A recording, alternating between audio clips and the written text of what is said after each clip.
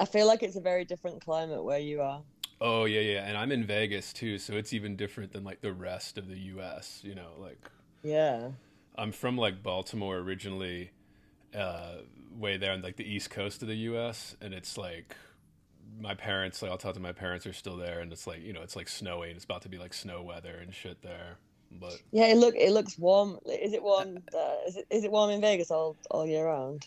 um yes and no compared to like England. Yes, it's warm. Mm, But in the wintertime it does drop to like 50, 60 throughout the day. But right. I that's don't know what that is oh because we shit. have different Oh right, temperatures. like, so that's like I guess the base Um, rule is like subtract 32 or something. I think it's like, So it would be is it like when it's 0 to us? It's like almost 30 to you, I yeah, think. zero Is to that you right? is like freezing temperature, and us it's Yeah. 32. Yeah, so Right. Right. Yeah. it's inaccurate, but it's just add or minus 32 gives you like a general thing. But yeah, sorry, yeah, the fucking we use metric. We don't use the metric system either. So it's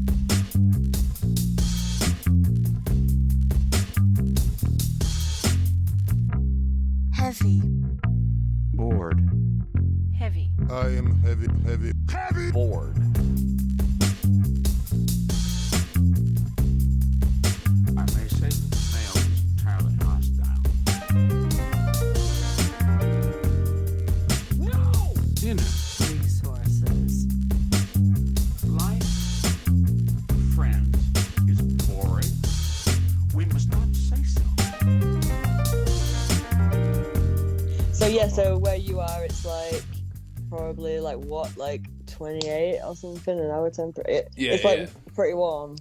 yeah. Pretty warm. Like you could go outside without a jacket. It's like a little chilly, but yeah, it's nice. It's like yeah, you only get this in like the Southwest, really, or the South. I guess stays pretty warm in the U.S. year round. But Sounds yeah, really nice. and I saw you were tweeting about All Saints Day and shit. So you were Mm, a lost Catholic out there in England, or yeah, yeah.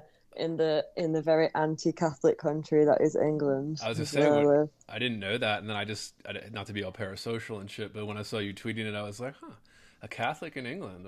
I guess it makes Mm. sense, right? Like, but Well, like there's lots of Catholics in England, but mine is from my Scottish side of my family. So my family is Scottish Roman Catholics. I feel like, you know, there's a Protestant thing in Scotland too. There's Catholics and Protestants, but I feel like it's easier to be a Catholic in Scotland actually, right, because especially here in Brighton, like there wasn't even any masses that were on. There wasn't even any normal masses, never mind like particular ones for this occasion. And there's not any Catholic churches in my area. yeah. So the further south you go in England, the less people, the more anti-Catholic people become. Yeah, I grew up in a very Catholic part of the country here in the U.S. Like Baltimore is incredibly, and I didn't know that till I moved away Mm. from it. Like it's very much dominated by Catholics. Went to Catholic schools and all that kind of shit, and yeah. So you're not? Are you not a Catholic? I take it you're I not a Catholic. well, I'm confirmed in the church for sure, but I could call myself atheist now. But like, yeah, I know a lot about Catholicism because because I was raised in Oh, it so and went to you the were. schools. Oh, so you were raised as a Catholic. So you are a Yes, Catholic then. yeah. I'm confirmed Catholic You're technically, right, but right. non practicing or whatever. Yeah, yeah, Mm, yeah. interesting. So you're more Catholic than I am because I didn't go to Catholic school and I haven't been confirmed or anything. I was Really? only baptized, but yeah, but I do believe in it, so therefore I try to go along with it. Right. But I'm going to the most anti-Catholic event of all time on Sunday. I'm going to this thing called Lewis Bonfire Night. Have you heard of it? No, no, no, no. So like on the 5th of November in the UK, it's like Guy Fawkes Night, Bonfire Night, where you celebrate like the death of Guy Fawkes. Who committed treason against like Parliament, and you basically you like everyone just has like a bonfire and fireworks and stuff.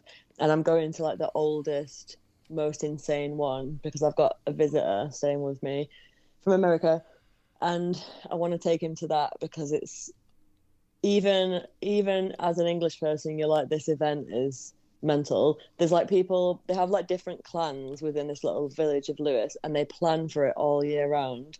And each clan has its own little uniform. They wear like little striped uniforms, or like just different uniforms, and they have tiki torches, Right. and they on the night of bonfire night, and they go around with them, and there's all these different things that happen, and they have like a huge effigy of the Pope, and they burn it, and last time I went, they had a huge effigy of Donald Trump as well, and they burned that. And there's like a huge parade that goes through the streets of this tiny little village called Lewis, and it's like the biggest event that they have of the year. It's a massive thing, and That's they just awesome. prepare for it all the rest of the time. But it's quite scary, like when you've got all of these like Puritan feeling people like coming at you with tiki torches, and you're someone like me.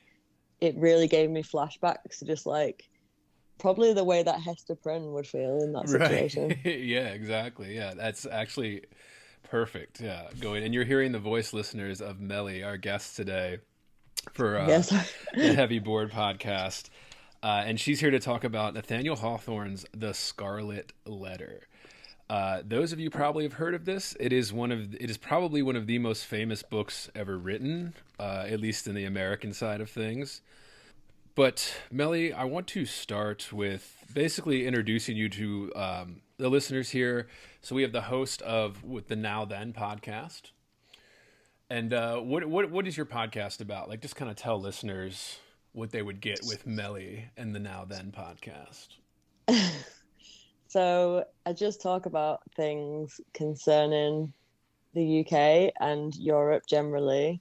And it's usually just about like a book or a film or a cultural event or something connected to Europe and the UK. It's kind of difficult though to stay within that formula because sometimes there's things that I really want to talk about with like American mutuals on Twitter, and then I'm like, oh, this just doesn't fit my very nationalist, narrow little thing that I've like created.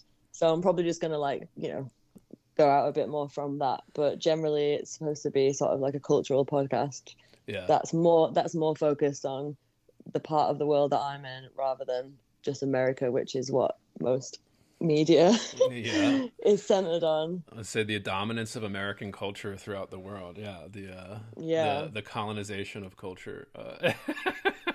And I love American culture, but you can only really talk about something that you know about yourself, and I'm not American, so therefore my only choice is to, oh my God, do you know what I feel like's happened reading this book, which is good, which is really good, but it'll take me a while to get out of it. It's like, because I'm so feeble-minded, I'm like, do you know, because the book is written in Old English, Nathaniel Hawthorne has written it in that Old English style where he said, do you like when I sent you the message being like, can we do 7 instead?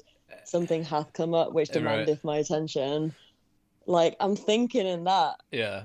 Did it make you feel like that? It always or am does. I just feeble-minded? Yeah. It always does with the how doth you wished to like they just add the th to everything. Yeah. And saying like thee, thou, and thee. Right. Yeah. And I guess that's the British influence. No, I just yeah. But yeah, it is.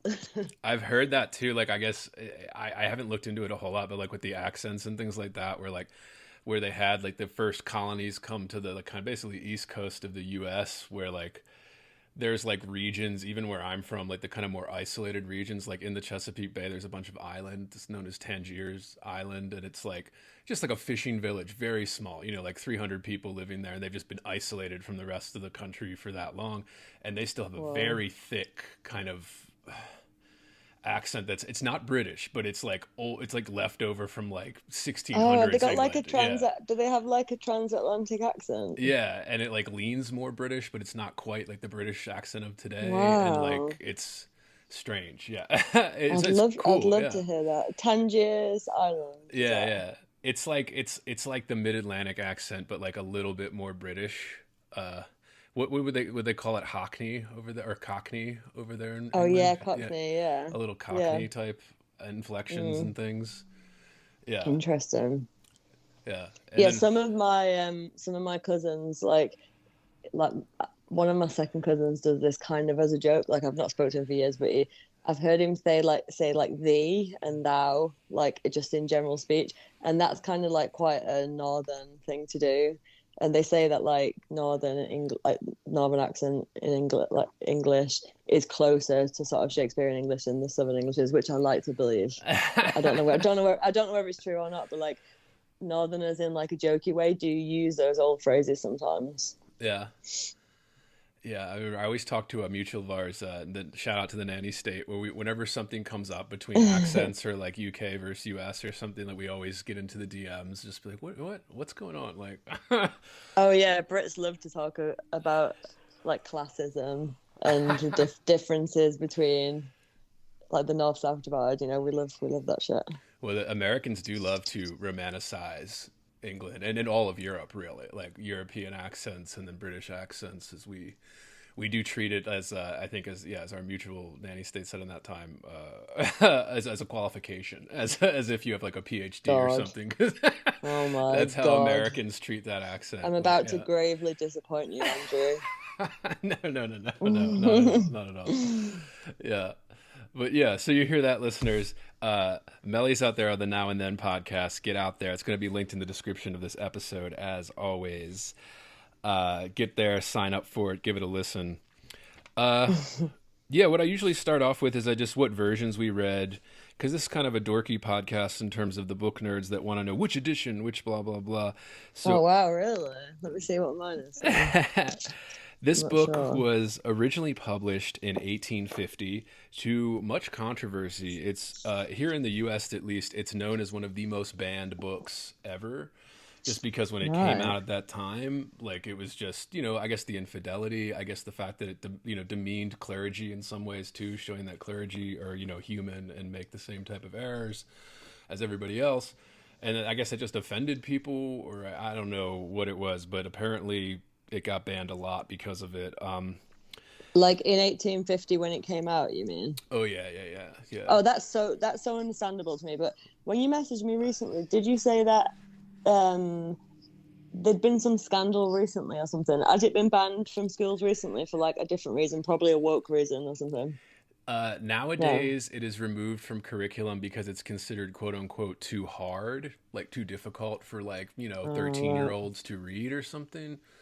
And then there is some more woke, but those are always ridiculous. Like the people that are. I don't really know what the woke reading of this would be, to be honest. Actually, yeah, I would say maybe some feminist. So maybe something about like Hester not having as much agency, although you have to stretch. Oh, I because... would have said she's like a proto-feminist. Hester. Right? Exactly. Completely. Yeah. That's what I would say too. Yeah. But there's always, shit, I know, and this contaminates the entire discourse all over the world. Whatever a fucking rural school board in like Tennessee or Florida is infecting like the international news now. Like, like they're like, oh my God, they're banning shit in like Florida or something. And it affects everything. But yeah, originally out in 1850. I have the Signet Classics printing, which was originally published in 1959, but the version I have, listeners, was published in 2009 with the introductions and all that good stuff. So mine's like Penguin English Library. Is Classic. that okay? So Penguin English Library. Let's see. It's just got the address of the Penguin Group. Hang on. It doesn't really say. It just okay, it does. First published in the United States of America by Ticknor, Reed and Fields, 1850. Published in Penguin Classics, edited by Nina Bayham, 1986. This edition first published in the Penguin English Library, 2012. Nice, okay. Nice.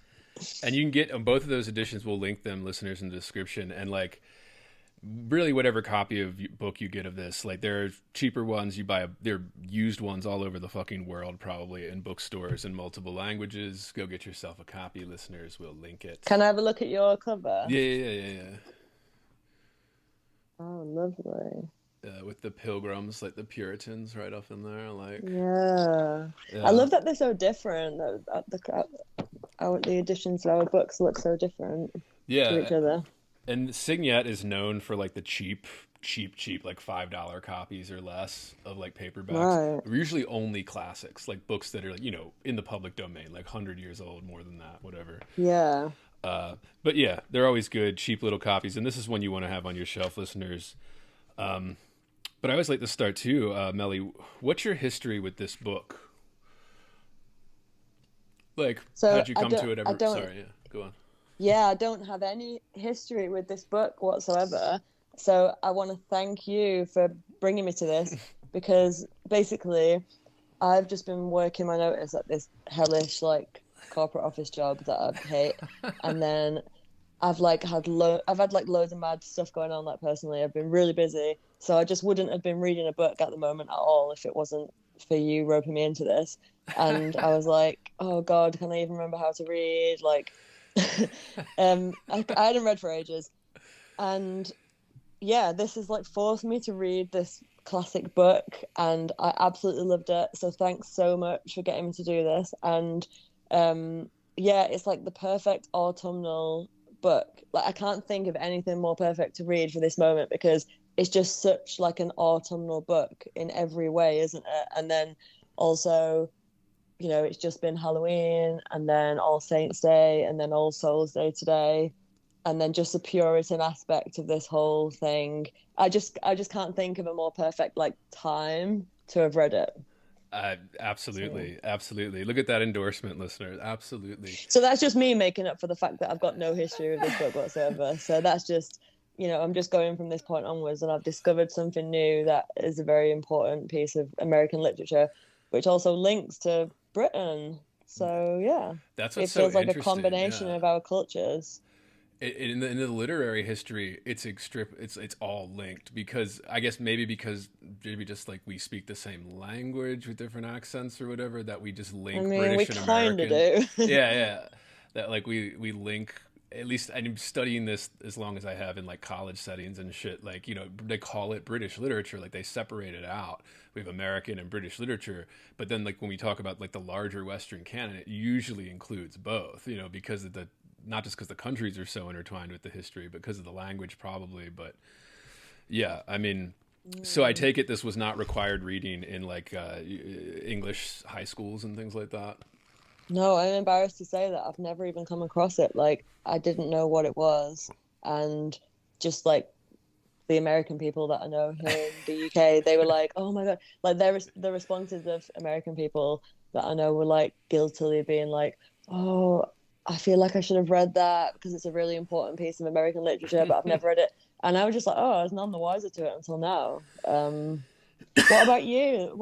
Can I ask you? What Yeah, is your yeah. history with the book? Yeah, mine is actually the same. Where I actually don't think I was ever assigned it, like officially assigned it in high school, but it was constantly talked about. It's one of those books that's so old and so famous, it's just a part of culture. Like people will just make references to it and things like that. Like it'll just be referenced in conversation. They'll just talk I about, think that's a particularly yeah. American thing because that's not my experience of it at all.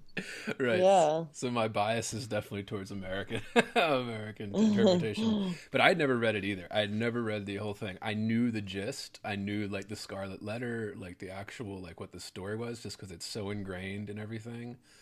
Almost biblical, if I dare go that far, in terms of just how prevalent the stories and like things are. And I guess there's a lot of reference to Bible verses and things like that in this text, and a lot of classic texts. But yeah, my experience is not completely devoid of it, because like I had heard of it. It's always constantly brought up, particularly now, like in the last 8 years of our culture, in terms of making people cultural pariahs, or you know, like just shoving them into a corner, labeling them with something, and everybody gawks. You know, it is rather poignant, and people always bring it up. I guess just because throughout history, particularly, I mean, this is every country, and then in just American history, there's always been periods where it's like this is about the Puritans, listeners, but you know, the Red Scare in the 50s was just people would quote this book because it was similar, where they're just labeling you, you know, a witch or an adulterer in this case. And then all of the rest of the culture just treats you as some type of contamination. But yeah, no history with it other than just, yeah, I know I'm supposed to read it. I know I was supposed to do all So you're this. like the Yeah. Americans that I know where they were like guilty, like, oh, I should have read it. But yeah, I think it seems like it's been very instructive in your culture because people refer to it all the time. Maybe people were referring to it here and I just didn't notice because I didn't know what they meant. But I think we probably have that just more about like our pieces of literature instead, which is very interesting because something that you've had referred, like something that you have seen referred to a lot, I have very innocently come to this for the first time, and that's been great as well, because like there's so many sort of very sordid twists and turns in this book, and they've caught me every time because I didn't even really have an awareness of the story. So like I can often, sometimes you can guess what's going to happen next in a book. I often can. And with this, it's like as soon as one of the new revelations comes out in it, you're like, oh, damn it, how didn't I just see that? But you really don't you think? You really don't see it until like the last second. Did you have that experience? Or because you already heard about it, did you kind of already know what was going to happen?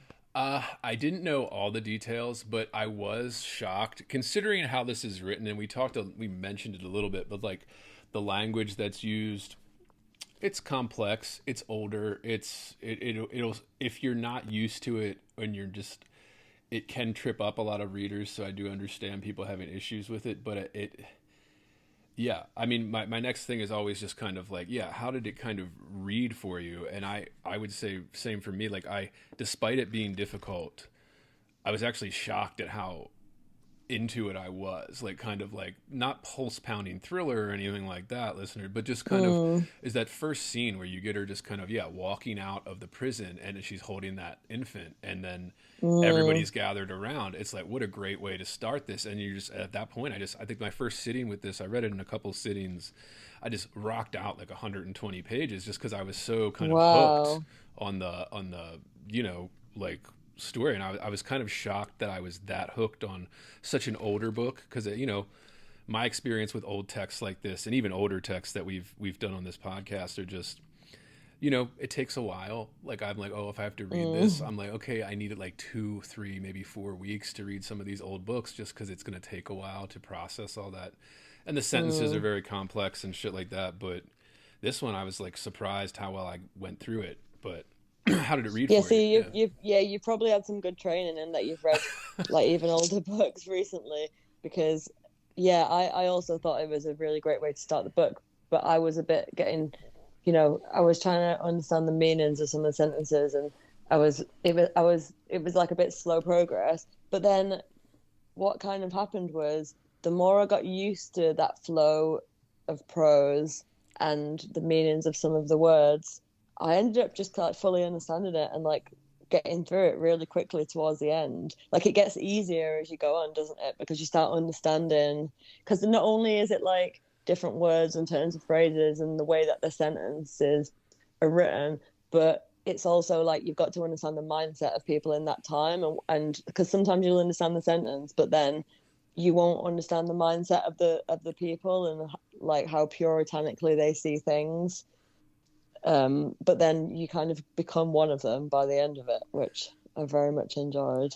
Yeah, I 100% agree with that. Like it is one of the, people use this phrase a lot in literature circles and shit where they say, oh, it teaches you how to read it. It kind of does. Like it kind of does kind of like teach you how to, and I guess just his style and all the writers at that time, if you read like any of the big writers, even the big British writers or Russian all the people in the 1800s writing great novels were like, long, lofty sentences that have multiple parts, and you have to really keep up with them as they shift and add and add and add, and then go back to where it started, like four lines up, and then you're like, it does get overwhelming. Yeah.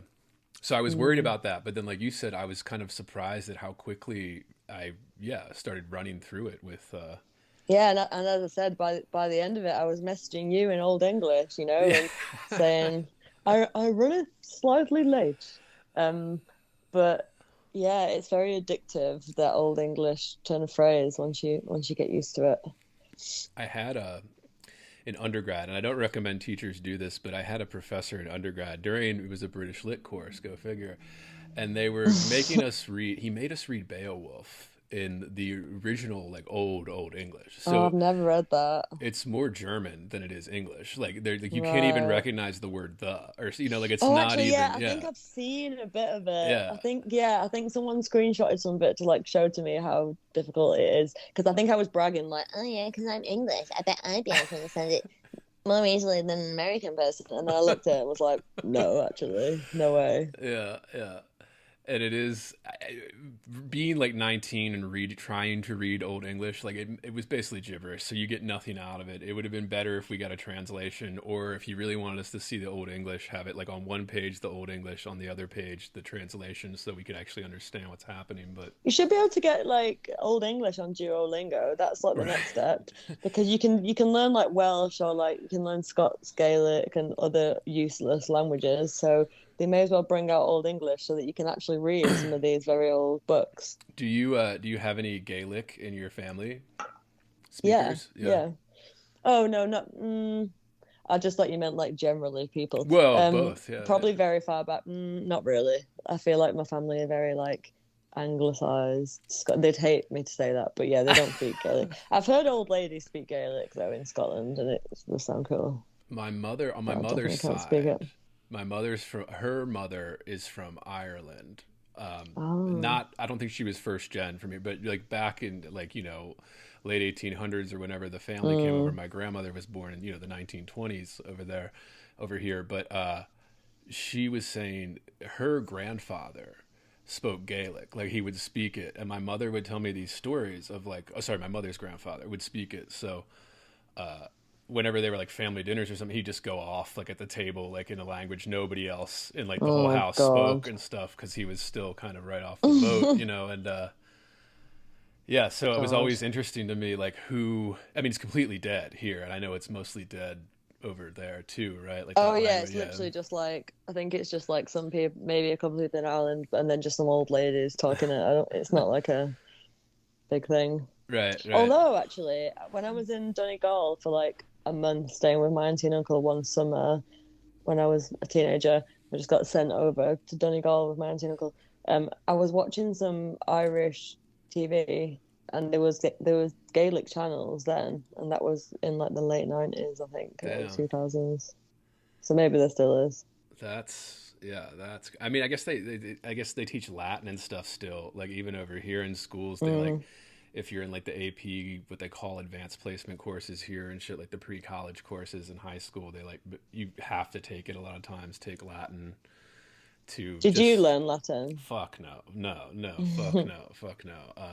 I am trying to learn. If I do try to do daily language exercises, I'm nowhere close to fluent or anything like that in any of them. But yeah, I do try to keep up my chops, especially being somebody who has studied this for a living. Essentially, was like, I just feel like I have to, like I need to, and like especially when you're reading old texts like this, or even just 20th century texts, a lot of modernist texts. Why? What are you doing? Well, What like do you do? what I do usually, I'll do Duolingo. I have right now, I'll do Spanish, French, Italian, and German. And I'll usually just do a few lessons in the morning, and then just kind of, I'm nowhere close to being able to just hold a conversation or anything with, or even read a book. But I would like to eventually be able to read some of these texts, like Proust in the original French or something, or read.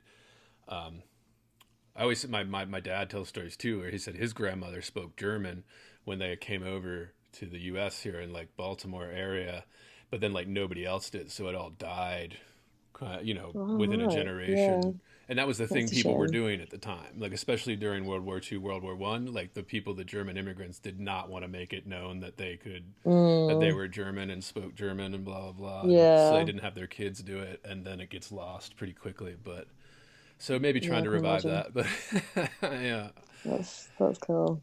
But yeah, we got a little bit. But yeah, this book fucking, I mean, it's so ripe with themes. Like, it's so ripe with themes. And I was just thinking, like, okay, I don't even know how to approach it with how many things we could talk about. Like, I was thinking, all right, just off the top of my head, reading this, guilt, mob justice or crowd justice, motherhood / womanhood, or even that, martyrdom.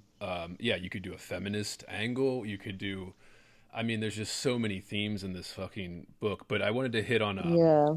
I guess a good place to start is just Hester's beauty. Like the theme of like, it's constantly referenced how beautiful she is, and like how she is forced to hide it under this gray cloak and cap, and then have this kind of scarlet letter. But I'd say, what did you think about that? Like kind of beauty and Hester and how it's used, etc. Yeah, I thought Hester was fascinating, and I thought she is the most virtuous person in the whole book, in the whole story, and it's precisely because she thinks that she isn't.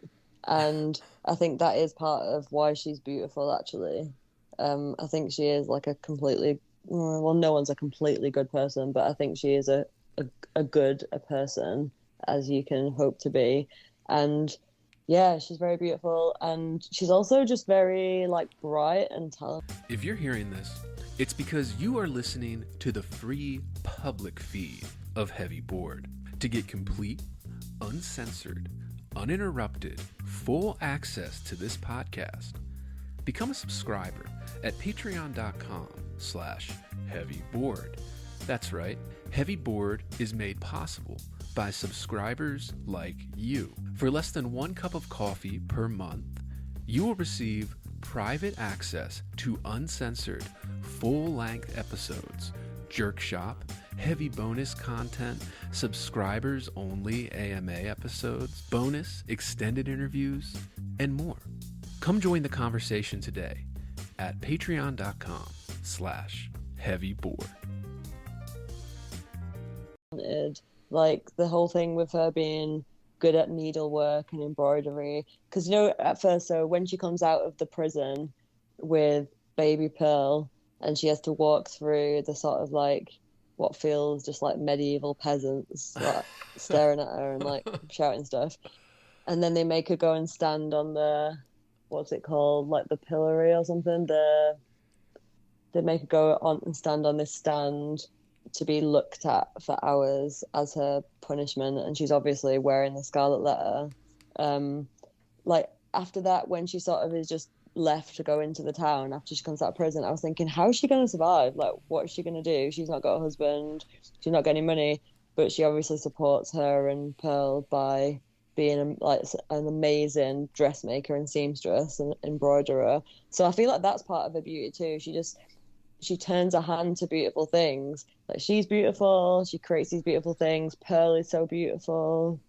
And yeah, and I also I googled Hester Prynne, and it showed me Demi Moore dressed as Hester Prynne. So I think there was a film. Did you see it? I Have you didn't seen see the film. about it? No, I didn't. But I think, yeah, there's probably a couple, I'd imagine.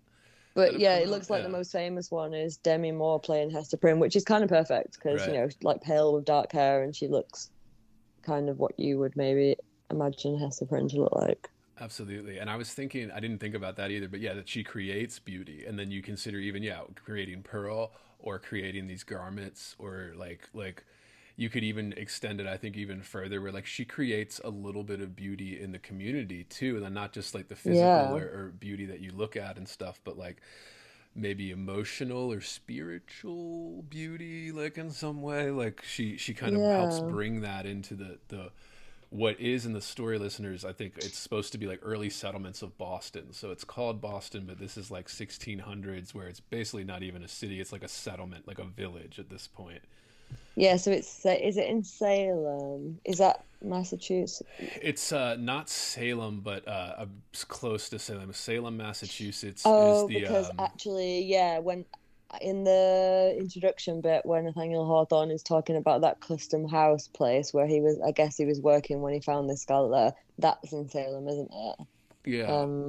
So I guess this is Boston near to there? Yeah, it's pretty close. I'm not actually sure how far away it is from, but Boston would be like the major city in Massachusetts there on the East Coast, and then it would be like Salem was one of the settlements. I guess it's still relatively, I mean, it's nowhere near the size of Boston, I think, but I don't know. Maybe listeners let us know if you know, but yeah, it's Salem's famous for the witch trials, where they had the kind of Puritans did the same thing as this that they would do to Hester, but they would even worse. They would just hang you, you know, if you were accused of being a witch, or they would drown you or whatever it was.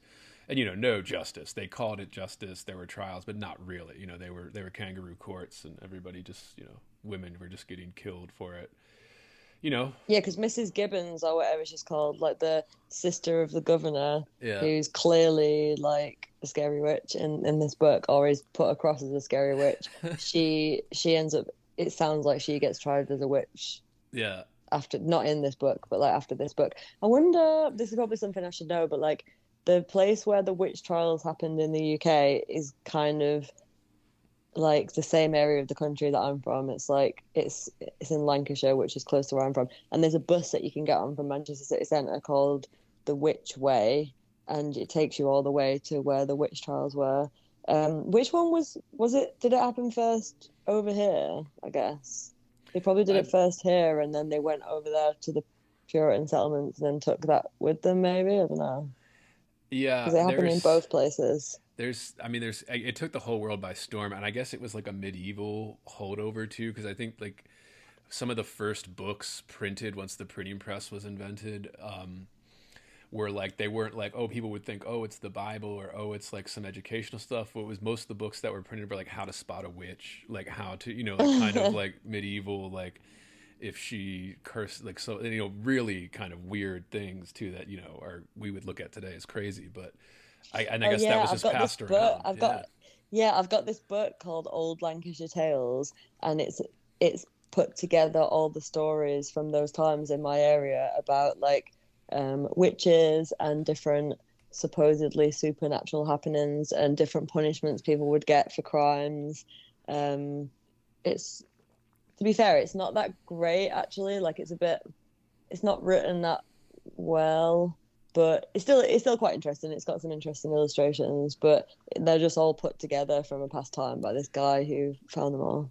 It's it's absurd. I mean, it's crazy to look back now and see it. In America, they're obsessed with Arthur Miller's The Crucible, which is basically a play about the Salem witch trials and like how it happened. The people that were accused, blah blah blah, and that's a very famous one that they've made a bunch of movies of and stuff. But yeah, I maybe it's just that the fact that like you said, like the American cultural dominance, it just overshadows the original, like English and European witch trials or whatever that were going on for like hundreds of years before the colonies. But I don't know. I don't know whether it was on. I don't know what the time period was, but like I feel like when I was a kid and I heard about the witch trials, it was really unimaginable. right. But like the way things are now, I feel like it's actually quite easy to imagine. It was incredibly radical. Like for me, like it's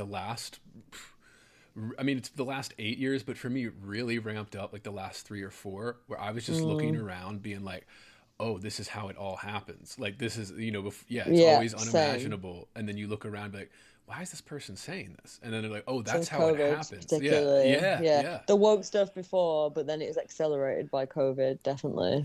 And the fact that it was global, like the fact that it was like a globally panic. It was like everybody was panicking, and they started just making witch accusations, at least the modern equivalent. And I was just like, holy shit, like this is how it all happened. This is how the Germans took over. Like it was like the plague. Yeah. It was like the Black Death all over again, but without the sort of bubbling sores on your skin and the really disgusting deaths. But it was all just psychological instead. Yeah.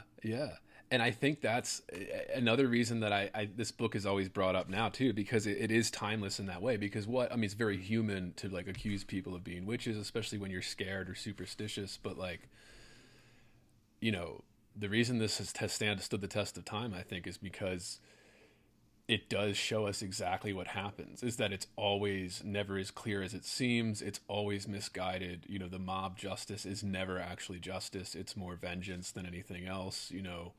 Punishment more than anything else. And yeah, I think it is scary. Like I'm glad you brought it up, because I have never been like as afraid that this might happen like until recently. Like, we're just how quick it can happen. Like somebody can start a hashtag, a fucking teenager can start a hashtag, and all of a sudden the biggest governments in the world are implementing that hashtag. Like it's just incredible to me. I've never seen anything like it before. And all it takes is in your personal relationships is for one person to accuse you of something, and then your life's over, because court of law doesn't mean anything anymore either. So like on a global governmental level, yes, but also on like an interpersonal level, it's crazy how easily your life can be ruined by like a tweet or someone saying one thing and then everyone just believing them. Did you have anything like that happen over the last? No, but I just like seen it. Just because I'm like a bit of a gobshite who can't not say what I think. I just like during COVID, it was just difficult because I could just see really plainly from the start that like the vaccine was bullshit. all of the way that everything, like the whole world just changed within like a day. Right. I could just like see through it all, and like it's frustrating. I've said this before on like my podcast, that like it's frustrating because at the time you'd been met by this tense silence, like even by the people closest to you, so you feel very alienated. And now when I'm talking about this, of course, all my friends and family are like, "No, we were on your side the whole time. We also thought that." But it's like, no, you didn't. Or if you did, you didn't have the guts to like come out and say it. And I think it caused like terrible damage. And I think we're only just, you know, like in the way where like if a business like that WeWork is going bankrupt at the moment, and that's from the results of COVID basically getting into debt. I feel like the psychological impacts are the same, that it takes a while for them to be fully shown in us, the impacts of that time. And Absolutely. we're all feeling it now, which is why everyone's so crazy. Absolutely. I mean, yeah, I didn't have anything like, Hester Prynne or anything. Like, I didn't have anything like that happen. But, like, I remember, same thing, like, in 2020, it was starting, and I was right from the beginning, like, everybody's acting ridiculous. Like, this is absurd. Why is everybody doing this? And it led to group chat blow-ups, like, group chats that I had been in, just with friends for, like, years or whatever. And, like, I don't know if they just cut me out or whatever, but this group chat just stopped having people participate in it or whatever after... Oh, so you think that they like sneaked off to another group chat? Definitely. Yeah, and like I said, it wasn't even, I mean, I guess it became political very quickly, but at that time it still wasn't quite political. It was just people being scared, I think, and then not knowing what to do, and then you had all these idiots on TV every day saying all this bullshit, and then people were getting... So, I try not to blame them, I guess. Or I try to because I have a forgive lot of them. sympathy towards that, because I was scared too at first. Right. And like, I mean, to be fair, when COVID first hit, like I wore a mask, and like I believed initially it was a real virus, but it was when it got political that I could see through it. Because like just before I bought a mask, I remember I was like looking for one on the internet, and I asked someone, or like asked Google as well. I was like, "Oh, like what do you need the mask to be like for it to actually protect you?" And the overall consensus was it just needs to be cloth. And I was like, "What?" So Right. what? So you're saying that I just put a piece of cloth over my face and it doesn't have to have anything particular on it to like protect me in any way? And that was when I was like, wait a minute. And then when the mask thing became really politicized, I was like, this is ridiculous. It's just a piece of cloth. It's like wearing a pair of knickers over your face. Like, Right. what is it? It's obviously not doing anything. Yeah. Oh, how soon we forget. Like, and that turned into a Hester Prynne situation very quickly with the Scarlet Letter. Like, the mask was the Scarlet Letter, right? Well, Yeah. if you weren't wearing the Scarlet Letter, not wearing the mask. it became that absolute. Oh God, that was insane. Yeah, but I think it's important to bring up, listeners, because it is this kind of I think just how much this book still resonates, because this is just touching something that's incredibly human, but also like never goes away, no matter how advanced we get or how much we like to think of ourselves as beyond that, or like enlightened enough to not make those mistakes again. Well, we make them all the time. Like, it happens all the because time. it can come out in many different forms, because there's obviously the woke mob, and then there's the whole COVID thing, but then there's the other side of it, which like on Twitter, you know how it is on there, everyone has got really extreme opinions. So then when I said some like opinion about like abortion that was like a really neutral and like not a big deal type of opinion, and all of these tradcasts like absolutely pounced on me, and they reminded me of like the Puritans. Like they really did. Yeah. So people are being Puritans from all angles in all different types of ways. Like the incels are Puritans about like female sexuality. Like the religious people are the most obvious Puritans. They're like the actual ones. And then the woke people are like that. Like everyone's doing that. Like everyone's on a witch hunt, but for different reasons.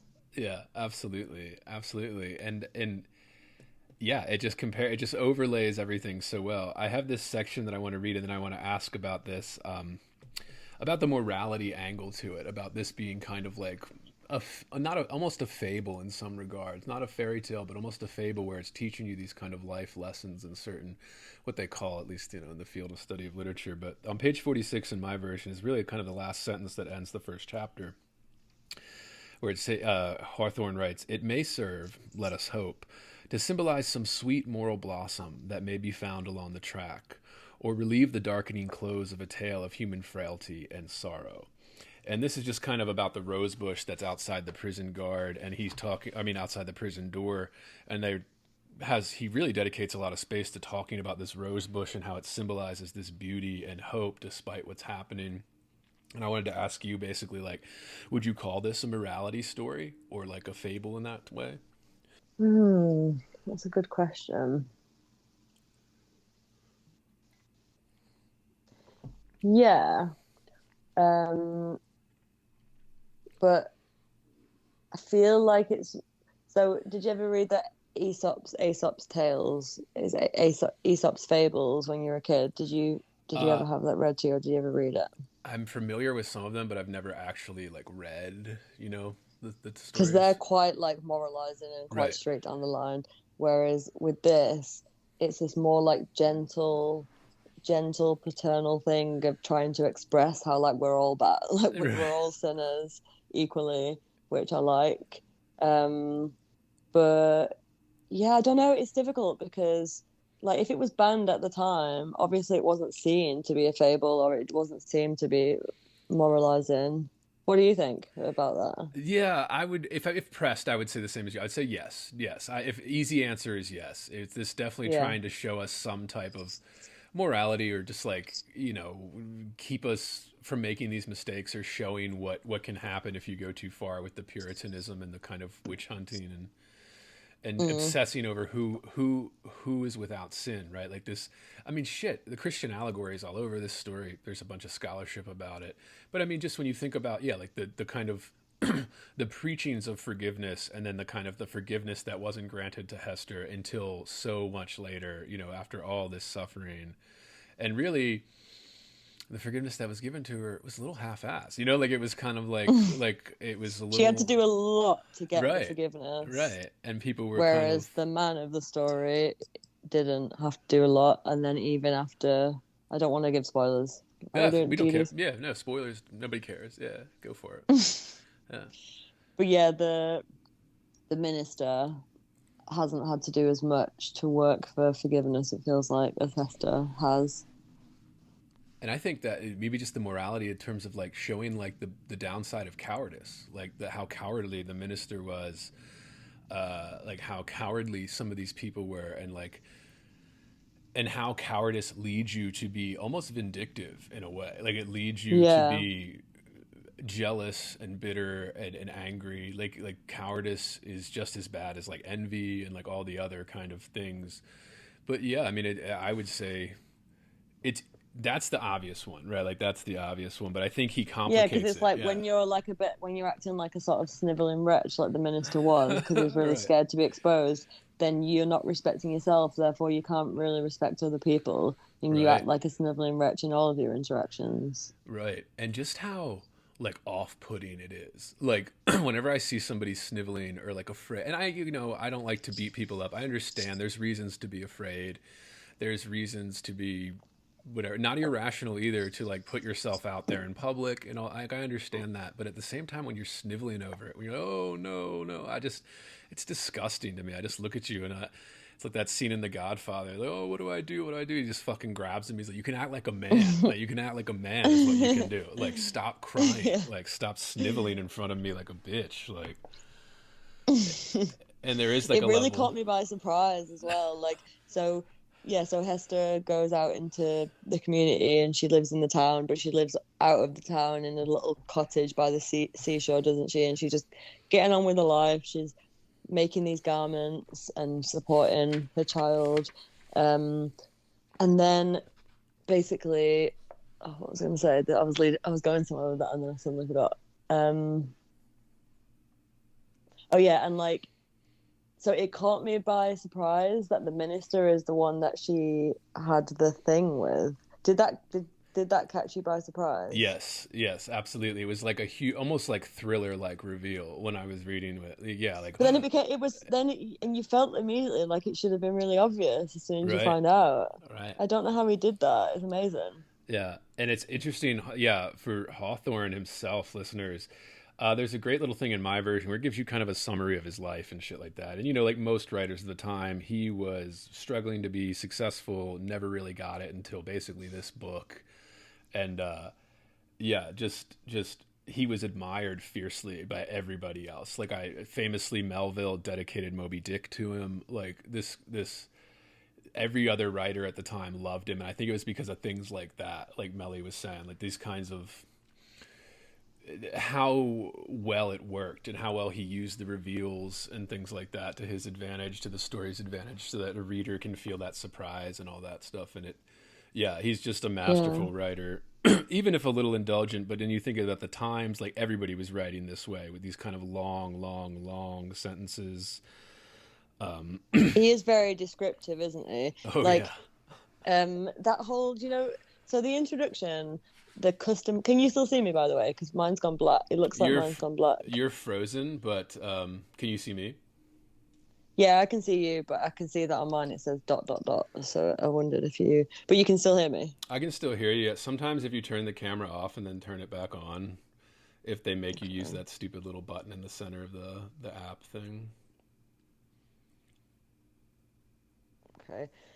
Yeah, I didn't understand what that whole bit was about, like the custom house thing, because I couldn't work out.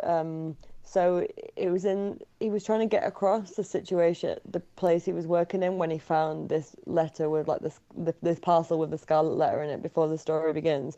But I feel like the introduction was so long. I feel like I'd read like a massive part of the book before I'd even got to the actual beginning of it.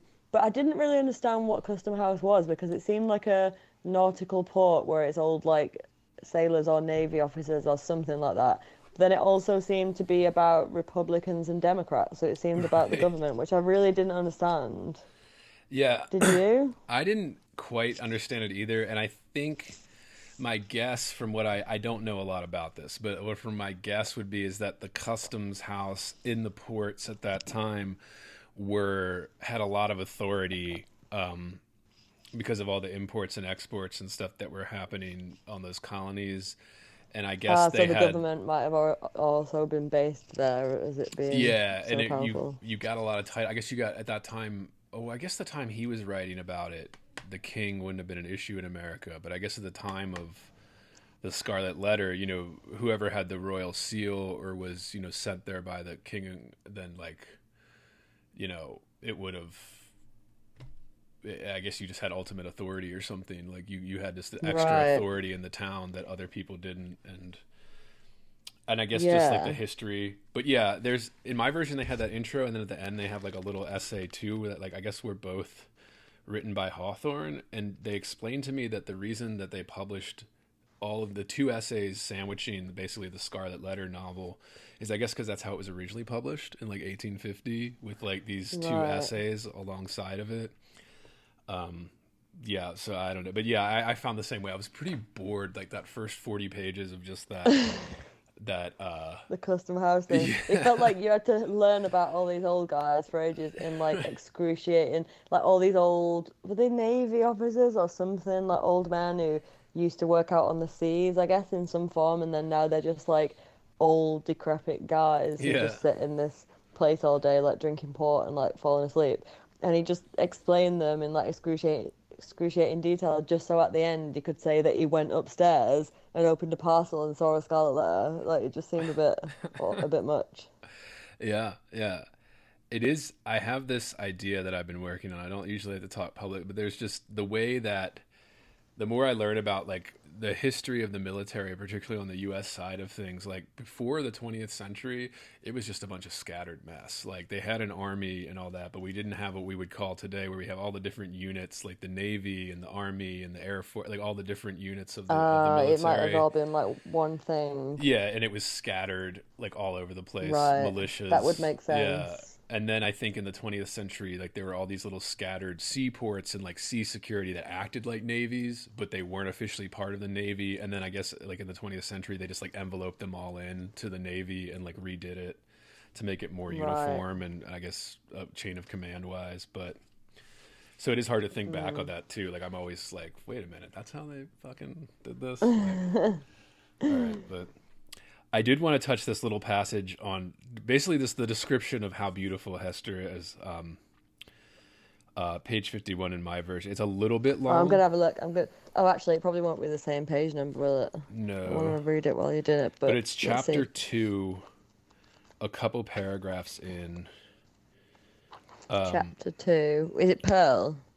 It's about Is it the one about the chapter about Pearl? Oh no, that's chapter 6. Sorry, I'm way Yeah. way ahead. the marketplace, chapter 2, and it's in mine a couple pages in, but it starts with the young woman. The young woman was tall,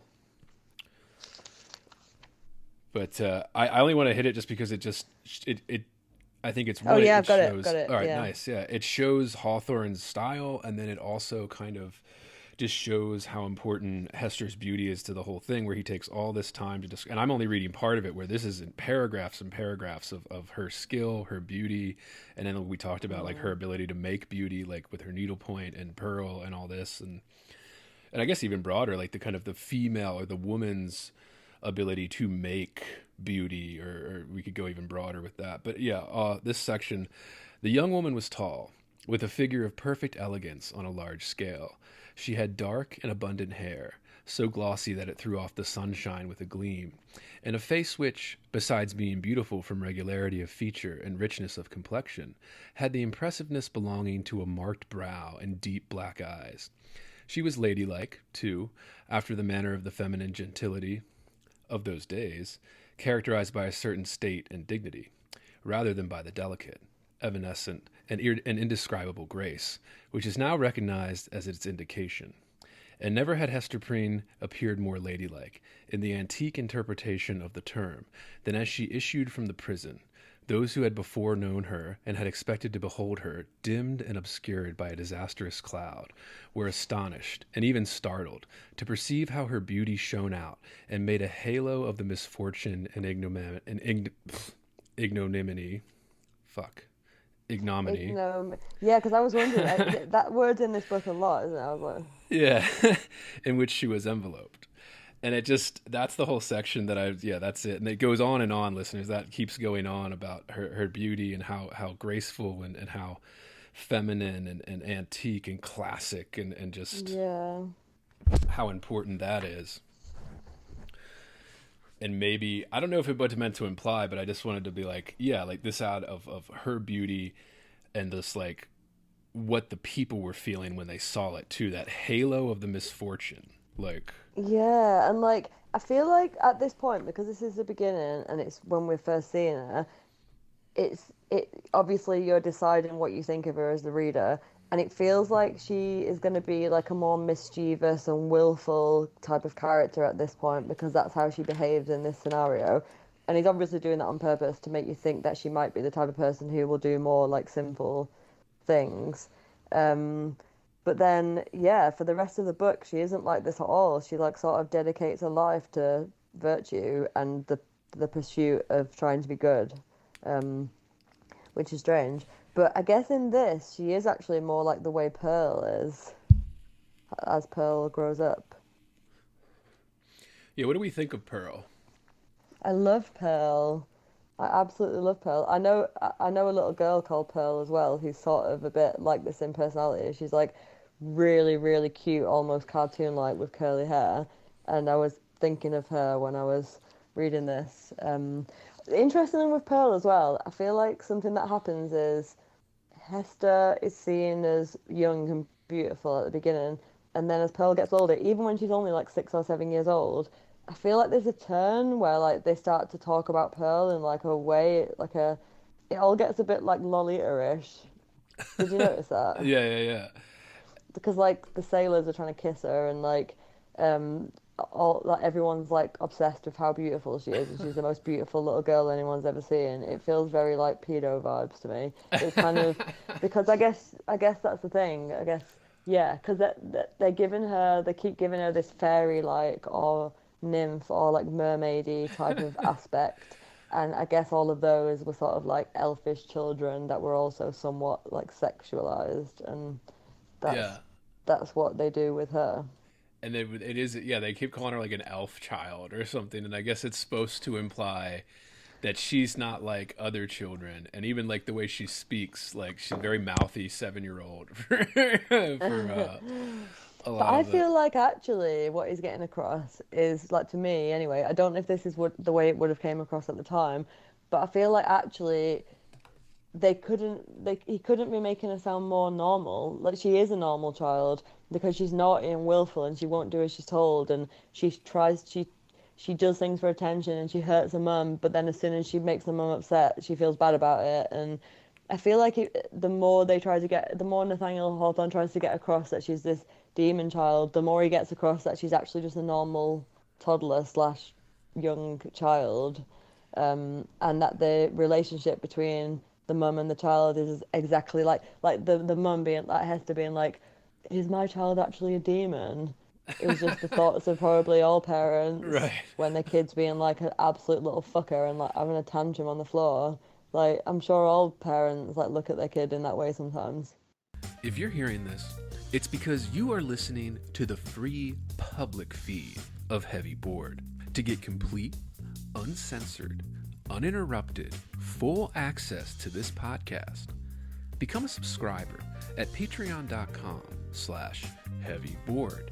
That's right, Heavy Board is made possible by subscribers like you. For less than 1 cup of coffee per month, you will receive private access to uncensored, full-length episodes, Jerk Shop, heavy bonus content, subscribers-only AMA episodes, bonus extended interviews, and more. Come join the conversation today at patreon.com/heavyboard.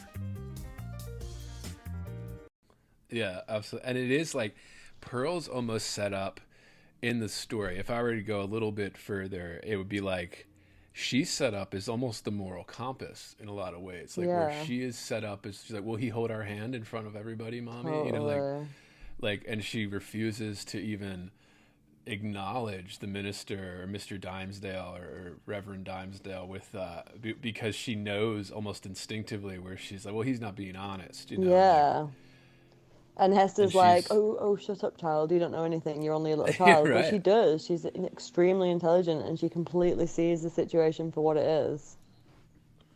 Absolutely. And she's fun. She's one of the more fun too. Like she's the one that is there's always this thing in literature where the character that is brash or saying what everybody's always thinking but like afraid to say, like there's the characters that are put in place to say what everyone's thinking but isn't saying are always everybody's favorite because they're just kind of like Yeah. a lot of fun. Like it's always a lot of fun because you know who's doing that in a real social setting? Most people aren't, but like in a fictionalized setting it is kind of everybody likes that character. Yeah, like that kind that's of true. that. And yeah, I think it is sent to be you're supposed to like her and you're supposed to see that she's more morally pure, if not just from her child, you know, being a 7-year-old girl, but she actually understands more than she knows, or even if she doesn't understand it all the way, she knows at such a base level she understands what's happening that she's able to provide wisdom even, like, you know. Yeah. I love that whole scene, like the whole scene, as you're saying, like when Hester is led out of the prison and through the people.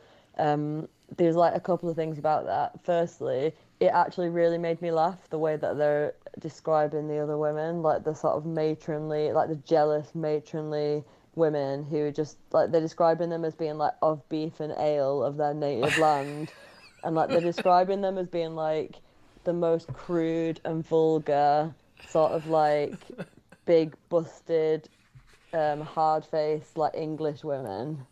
And I loved it. I was like completely here for it. And they clearly like really are just really jealous of Hester, and that like they actually didn't want her just to have to wear this scarlet letter. They wanted her to be like put to death. And there Right. was one woman who was beautiful and like delicate and kind, and she didn't want that, and that's clearly because she's also beautiful, so she's like more kindly to Hester's plight. Whereas these ugly old whores, like, no, they're not whores, are they? They're Puritans. These ugly old dames, like, just want her to be put to death. And then the other thing that I found shocking was when the man in the crowd sees her and she sees him and she's scared of him. I was just thinking it was like her long lost love in some way that was coming for her, and then I was like, but why is she scared? And then when it turned out to be this man who was a husband in England, was his husband in England, and he'd never made it over, so that's obviously when she had this affair with the minister. Um, like it seems like when he was coming over, he ended up going like living with the Indians for a bit or something. Is that what happened? Yeah. Is that why it took ages? Because people thought that he'd like died at sea. I think it was something like, yeah, he was captured and held hostage by a Right. local tribe there. And this is it's sometimes this is depicted accurately in, like, pop culture and movies and stuff, and then a lot of times nowadays it's not. But there, I remember it's always, we, at least in school and stuff, they don't teach you how intermingled most of the kind of native tribes were with the settlers and a lot of this stuff. I mean, they do, but it's also like, we have Thanksgiving coming up here in the U.S., and that is like about the tribes and the pilgrims kind of coming together. Right. But yeah, like, so when they mention that, like, yeah, there's like the tribes are coming to see because they know something's going on in this kind of, yeah, English village or the English colony that's set up on the shore there, and they would come and see the hangings or like whoever was put on stone to death or something, like in the Yeah, because this thing, and was it was just a part this of it. wasn't Yeah. really that much a brutal a scene compared to usual. But I'm getting the feeling that what it's trying to get across is because it was such a new colony with full of such hope, and they were so virtuous that they were so Puritan, and they had such hope for this new place that they'd gone to, that they saw everything as like a huge crime. So they saw Hester standing up there with this scarlet letter on her with the baby as being like as bad as hanging someone, um, because it things hadn't deteriorated yet to the later state of like hangings and punishing people to that extent. Yeah, absolutely. And I guess yeah, and it's trying to show how easily that can happen too, like that. And like we said, like we're witnessing something like this now, and I think people are being dishonest about how quickly it can happen. It doesn't take much for this to really come back in full force here, as we saw over COVID, as we saw over all these different things in the last few years.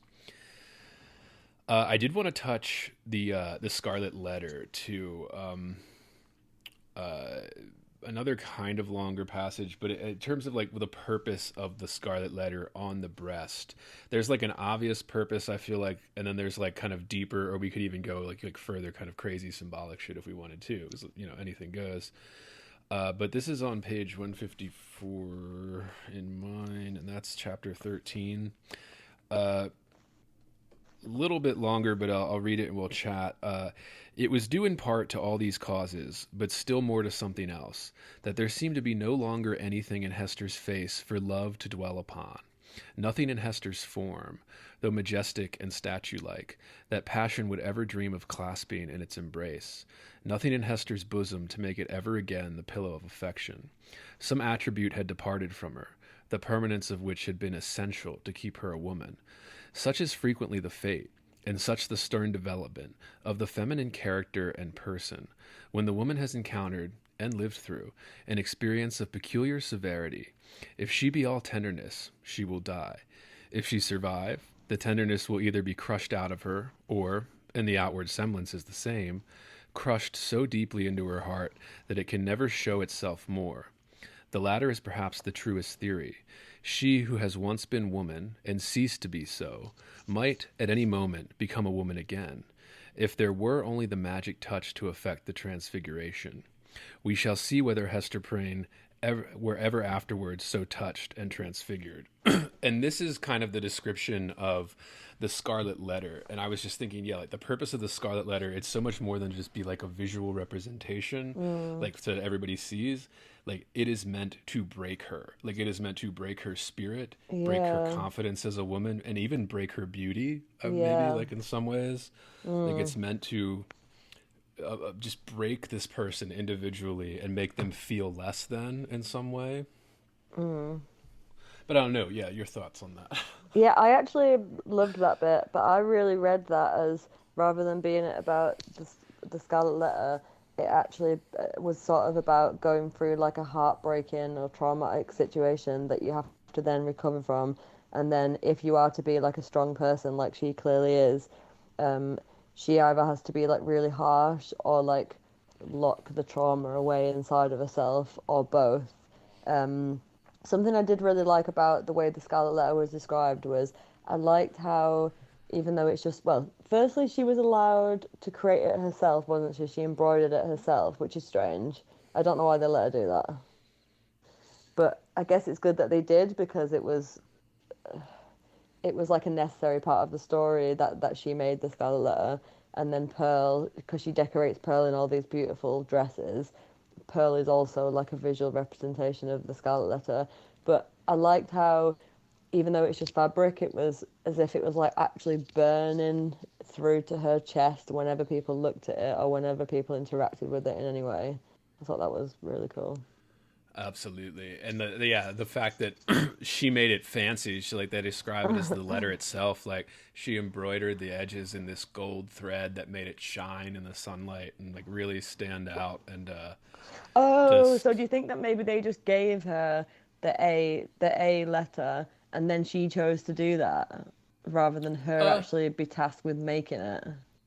I think it was. I mean, I don't know enough about the history. I assume it was probably they made her do it as part of the punishment. You have to make your own grave, kind of thing. Right. Where it's Little very did kind they of know she Puritan. loved Yeah, doing that. She loved yeah. that shit. She's like, this is gonna be the best Scarlet Letter ever made. Yeah, Yeah. this is gonna be the best thing we've got.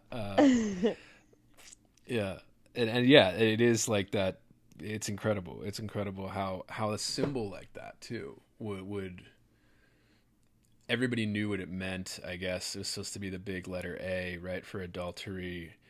Um, Yeah, and I like how she did all of her good deeds in the community. Like she was making these dresses like and rags for the poor, like made from like coarse grey material like canvas or something, when she could have just been getting paid to make these fabulous garments for the fancy people, like the people, the ministers and whatever.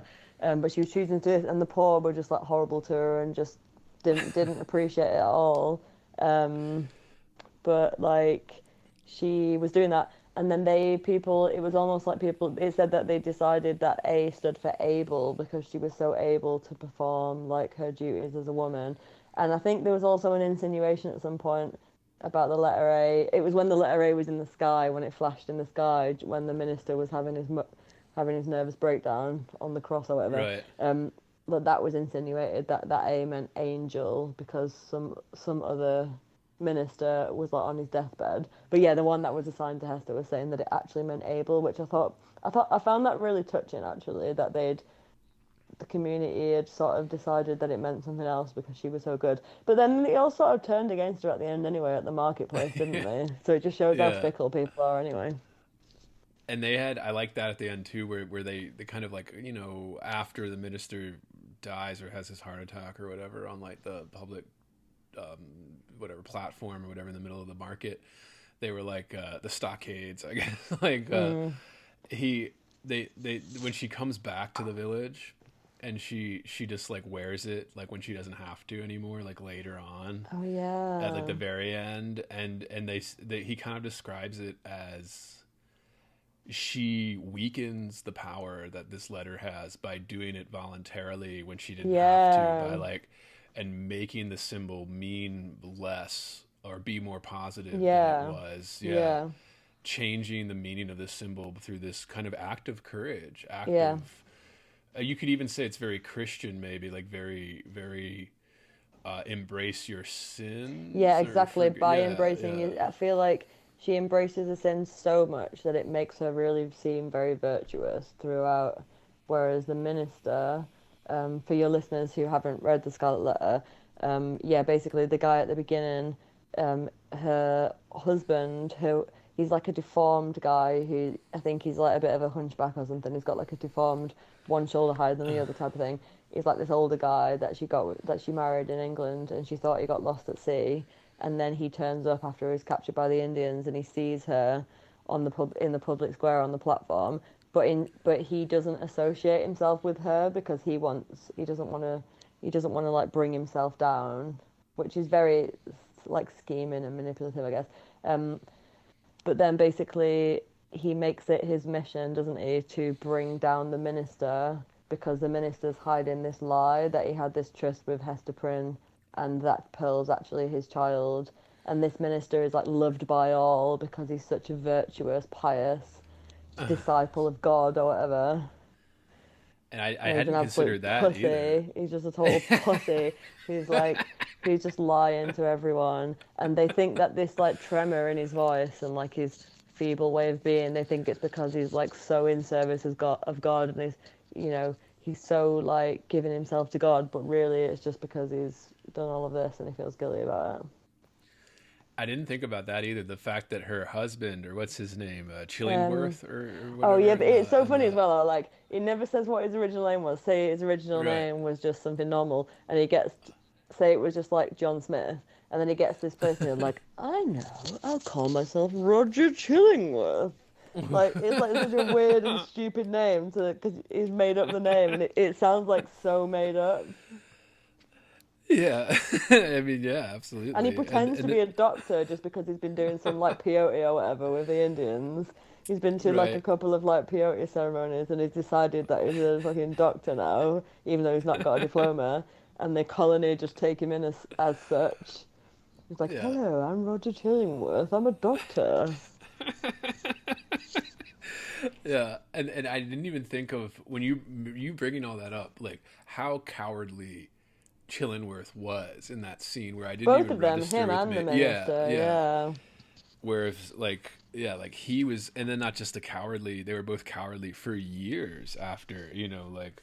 I And feel like maybe with he's meant Roger to, Chillingworth, rather than it being cowardliness, I feel like it's more Machiavellian self-interest where he realised that if he was associated with Hester when he got there, then his life wouldn't go the way he wanted it to go, but he could manipulate the situation and he could bring the minister down and control him, all while gaining position for himself, whereas the minister does feel like pure cowardice and sort of vanity as well.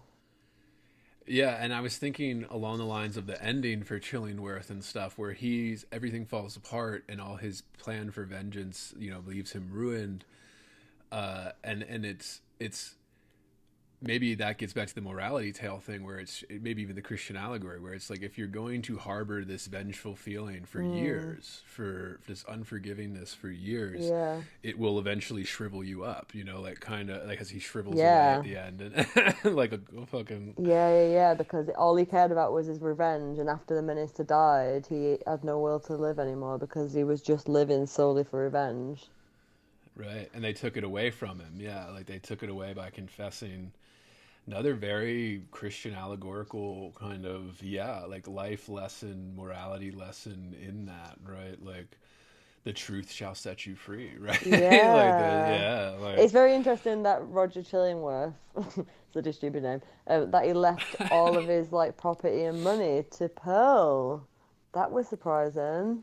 the bastard child, Yeah, and then she was like the richest heiress in America, which wouldn't have been difficult because there was only a couple of like little colonies and not that many sort of European people over there anyway. So I guess it wasn't that big a deal overall. But she suddenly owned property in England and in America because of Roger Chillingworth, the daddy who did not step up, the stepdad who didn't step up. Oh no, wait. Oh no, because it's not the stepdad who didn't step up. He was just the ex-husband of her mum, I suppose. Yeah. And there is, I did want to mention this one little thing because I just thought of Twitter immediately, and this is my Twitter brain, but it is remarkable that persons who speculate the most boldly often conform with the most perfect quietude to the external regulations of society. The thought suffices them, without investing itself in the flesh and blood of action. So it seemed to be with Hester. And this kind of like, I just immediately went to Twitter where kind of they speculate the most boldly, often conform with the most perfect quietude to the external regulations of society. Yeah. Yeah. just the thought suffices. Yeah. Like, no the actual action, just the thought is enough to Totally. make them feel like they're not conforming while they are. Yeah, totally. Yeah, I thought that too. Not specifically Yeah. about Twitter, but just the way things are It's generally. just my mind being obsessed with it. Like, I just own it too much, you know? Like, yeah, yeah. But yeah, it is actually it is kind of feminist, but it does, now I'm thinking about it, because P- Roger Chillingworth is like in a very unfavorable light. The minister really is. Like, these characters have not very many redeeming qualities as far as I'm concerned. But then Hester does, and Pearl does too. There's like hope for them. Um, yeah. Yeah, absolutely. And it comes after they tell the truth. Like, and Pearl's constantly harping on that too. You know, like Pearl is harping on her mother to be like, "Mother, what do you know? This man, don't talk to that man. He's not being honest. He's leading you on. He's Yeah. like, yeah." But I did want to get to that point where we learn about the truth, like what actually happens, where like the pastor and his parishioner in chapter 17, where we learn that it was Dimesdale that had the kid with Hester and then was a coward and let her be punished for years, almost a decade, with a child and not doing anything for it. And Yeah. but yeah. Okay, this little scene. Hester Preen looked into his face but hesitated to speak. Yet, uttering his long-restrained emotions so vehemently as he did, his words here offered her the very point of circumstances in which to interpose what she came to say. She conquered her fears and spoke. "Such a friend as thou hast even now wished for," said she, "with whom to weep over thy sin. Thou hast in me the partner of it." Again she hesitated, but brought out the words with an effort. "Thou hast long had such an enemy, and dwellest with him under the same roof." And this is basically the little segment where we learn that actually it was Dimesdale that had the affair with Hester, and that Chillingworth is her late ex-husband. Who was living Yeah. with the minister at the time and, like, I guess slowly poisoning him or something. Yeah, Or, because like basically what had happened earlier is the minister had been unwell. I guess looking back, it was because he did this crime of like sleeping with Hester and creating this child, and keeping it secret, and it was making him ill. And then Roger Chillingworth arrives, and then um, he says to Hester in like a quiet moment when he goes to her into her prison as like she's having like a mental breakdown or something. I think that's wait, when is that? Is that the night? Is that I think that's the it's in night. the forest, I yeah. think I think when do you know when she's been stood on the platform for 3 hours or however long she's got to do it for? That night she gets taken back in the prison, doesn't she? And then Right. she's having a mental breakdown and going totally crazy. And then Roger Chillingworth is brought in as her doctor, to calm her down. And then he basically says to her, "Oh, I always get my man. I'm gonna like find out who the guy is that did that, that you had this affair with." And then somehow he ends up moving in with the minister to take care of him. So he must have had some suspicions at that point, mustn't he, that it was the minister for some reason. And he moves in with him, and they're sort of like friends. And Roger Chillingworth is doing his alchemy stuff, and the minister is doing his clerical. I don't know. He's doing all of his like priestly readings, and then they're sort of friends. And then basically over time, Roger Chillingworth is trying to find out, like, for sure that he's the guy. And when the minister falls asleep one day, Roger Chillingworth opens his vestments or whatever, and he sees the Scarlet Letter underneath. And then basically this forest scene is Hester like revealing this to him, isn't she? She's revealing to the minister that his friend who's been living with all this time is actually his enemy. And this really made Right. me think of like the minister was like so dramatic in this bit. It's like basically he's living in a shared house and he's found out that his roommate's a total dick. And then instead of just like moving out or like changing his life, he really dramatically is like, I guess maybe I should run away to another place, or maybe I should die right here. And it's like, get a grip, man. All you got to do is like move out. Just move out. You don't need to Yeah. die.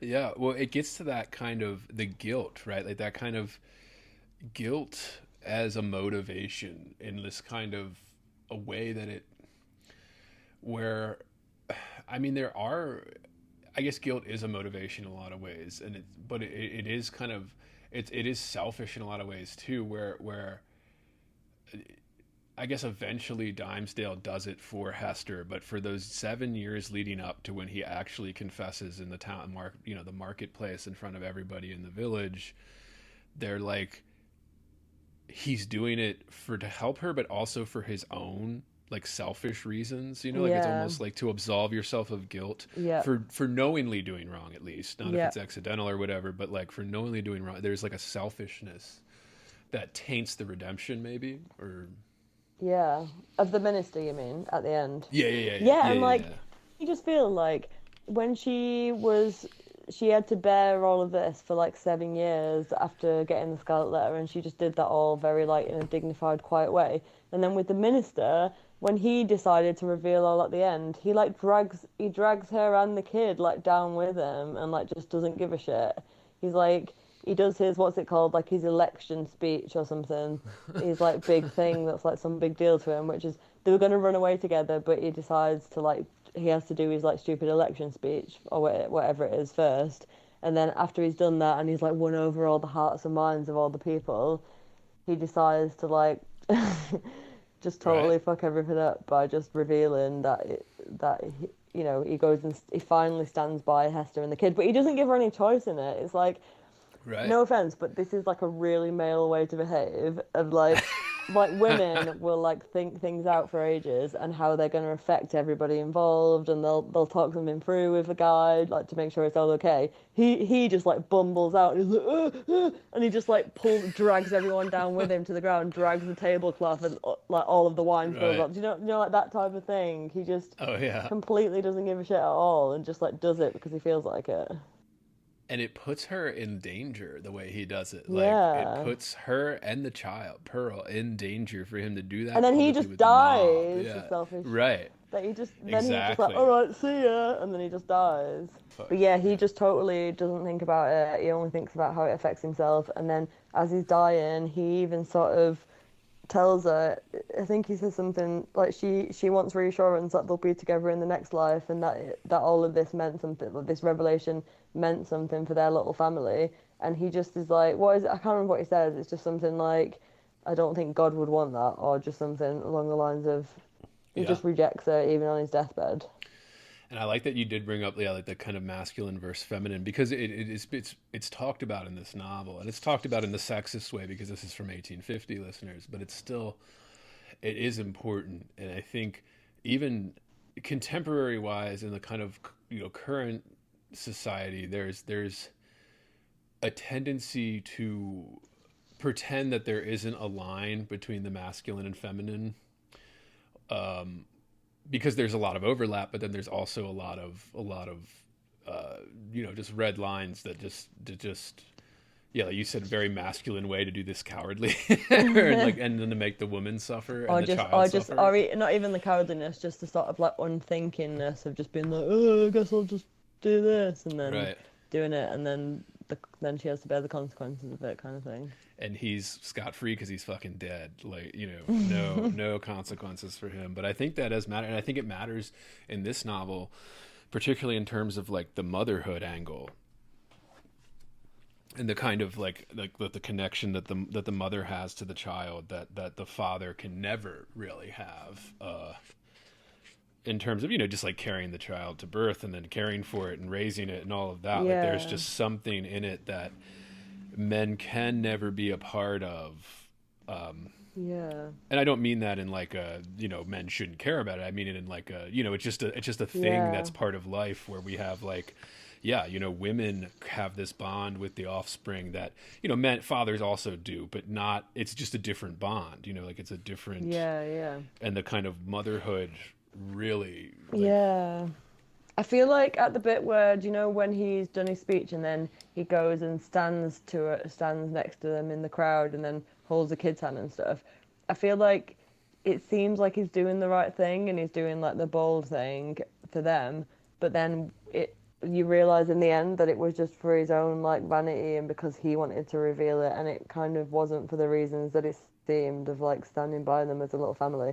But I don't know what it was about the writing that made that clear, but something did make that clear. I guess it's because he showed that he didn't think he would be with them in the afterlife, I suppose. Yeah, and maybe it's Pearl that shows it, that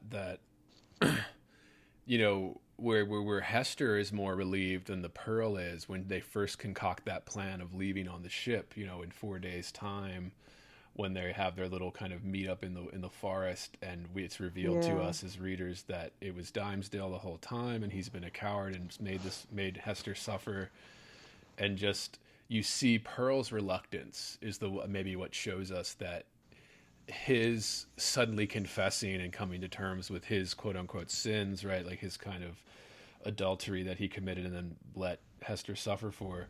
She's not buying it, whereas Hester's like, oh, he's going to love us very much. He's going to, he's going to take care of us like a father should, blah, blah, blah. And then and then Pearl is like, is he going to hold our hand in in the marketplace? Like, and she's like, not today, child. And then Pearl's like, well, then he's not, then he's not. And then even when he does, it's like not really true.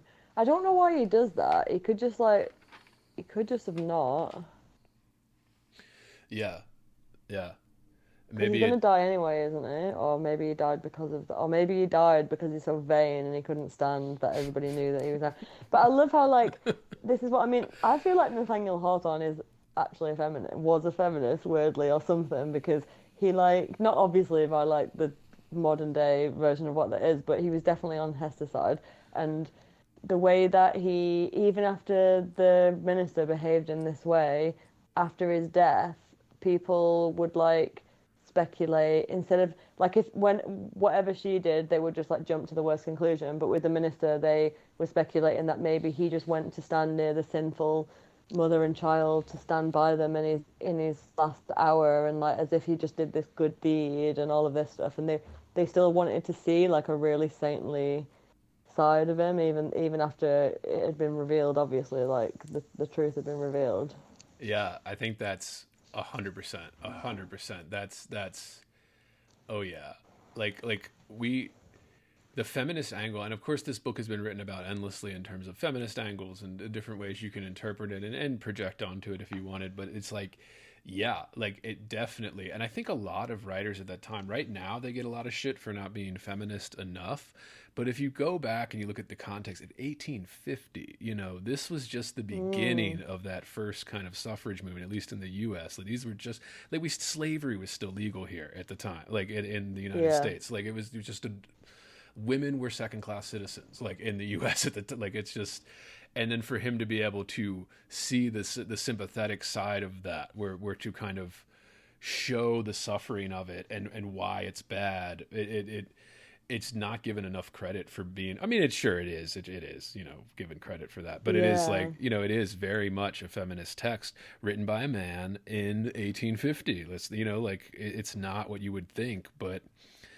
I want to know more about Nathaniel. I didn't really get a chance up to now, but I want to know more about him, because I did relate to the introduction bit when he's talking about the custom house, and he's talking about how he only had to go there for 4 hours a day or whatever it was, but it was he just didn't seem to be able to do any writing outside of his working hours.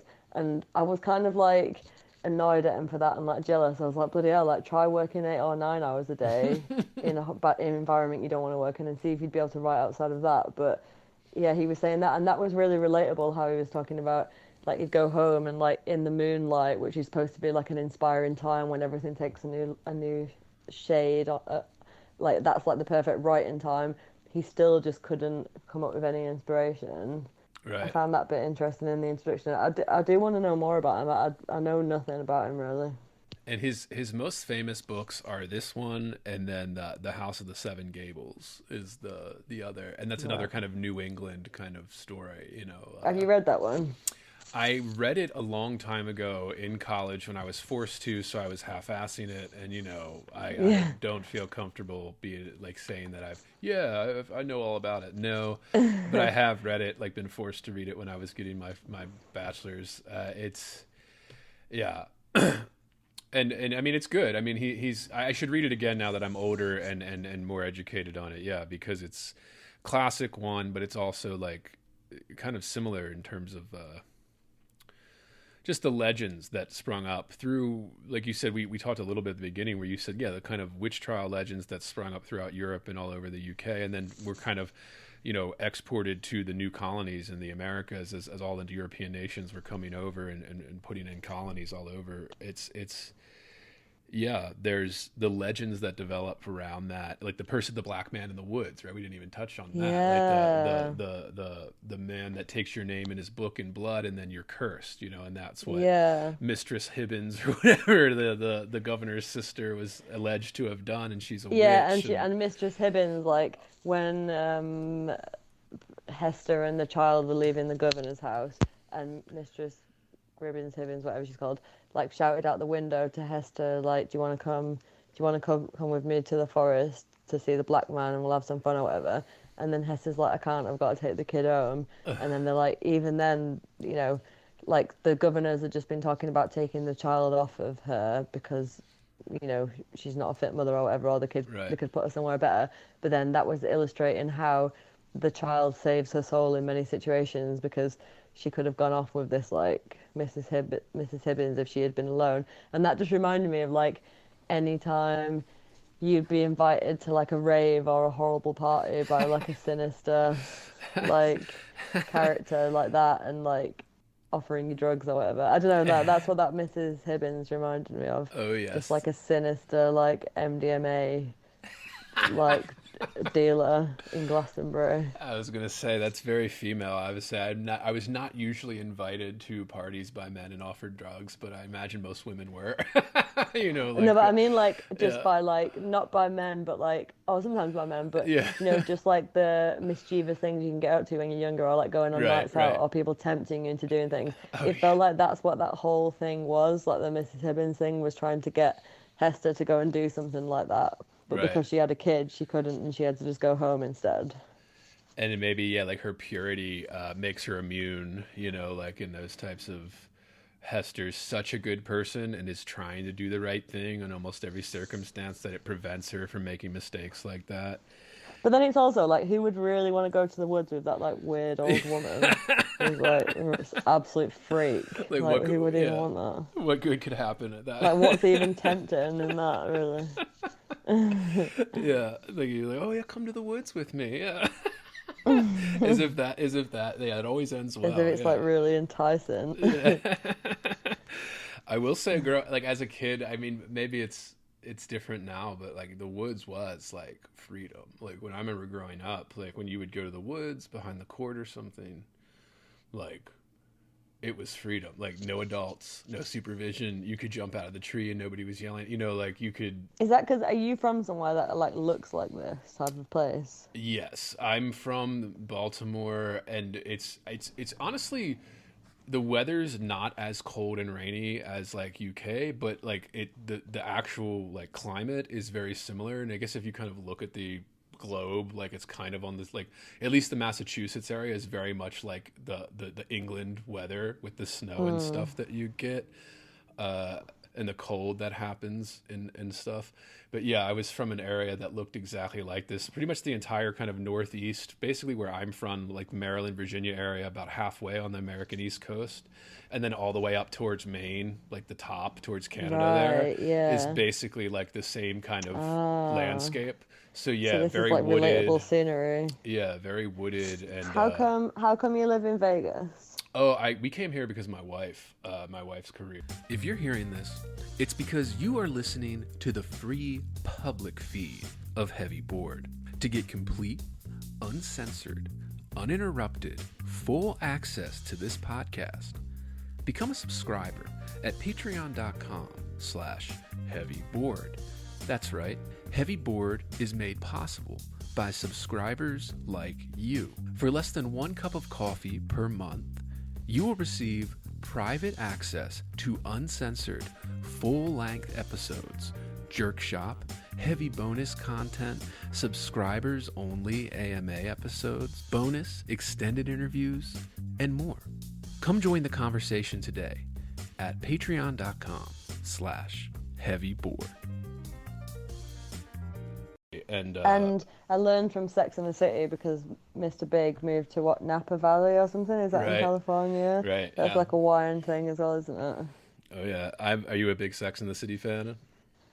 Yes, but Sex and the City is obviously the downfall of millennial women at the same time. But I'm like, I watched it all like from a scandalous age, from like 11 years old, basically. When that And when then that box set came out, that big pink DVD box set. yeah, Yes, yes. yeah. And like I've been watching it since then, and then basically I'm now rewatching it a lot of the time with a man who is being very judgmental and critical and like of like their behaviors, and like as I'm watching it, like his sort of like super ego of like thought is coming into it, and then I'm like, actually, yeah, it's terrible because I'm starting to agree over time that Carrie is like a self-involved dick, and like, and Samantha is just a gay man, and like Right. they're all like ran through whores, but like I'm definitely watching it in like a much different way because I'm watching it with a man. My But that's favorite what you was get. That's what Charlotte. you get for Yeah. making a man watch it with you. My favorite was always Charlotte. Yeah. Oh yeah, that's always the male favorite, obviously, because she's like the hottest and purest one. Well, yeah, and she was like the least, yeah, like messy, I guess maybe. But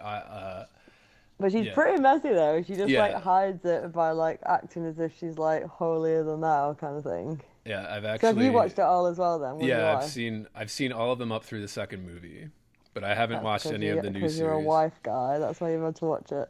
Yeah, it was my wife's never seen it, but when I was, it's a long story. But when that box set came out, and I don't know, I'm a millennial. You're a millennial, right? Like you're. Yeah. I'm 34, and when that box set came out, I was like, 12, 13, 14 or Right, something. yeah, And I had a yeah. girlfriend at the time who was very into it, same age, like 12, 13, 14, and she's like, we Yeah. watch it. So whenever we spent like months, when we would hang out or go over each other's places in that kind of high school dating way.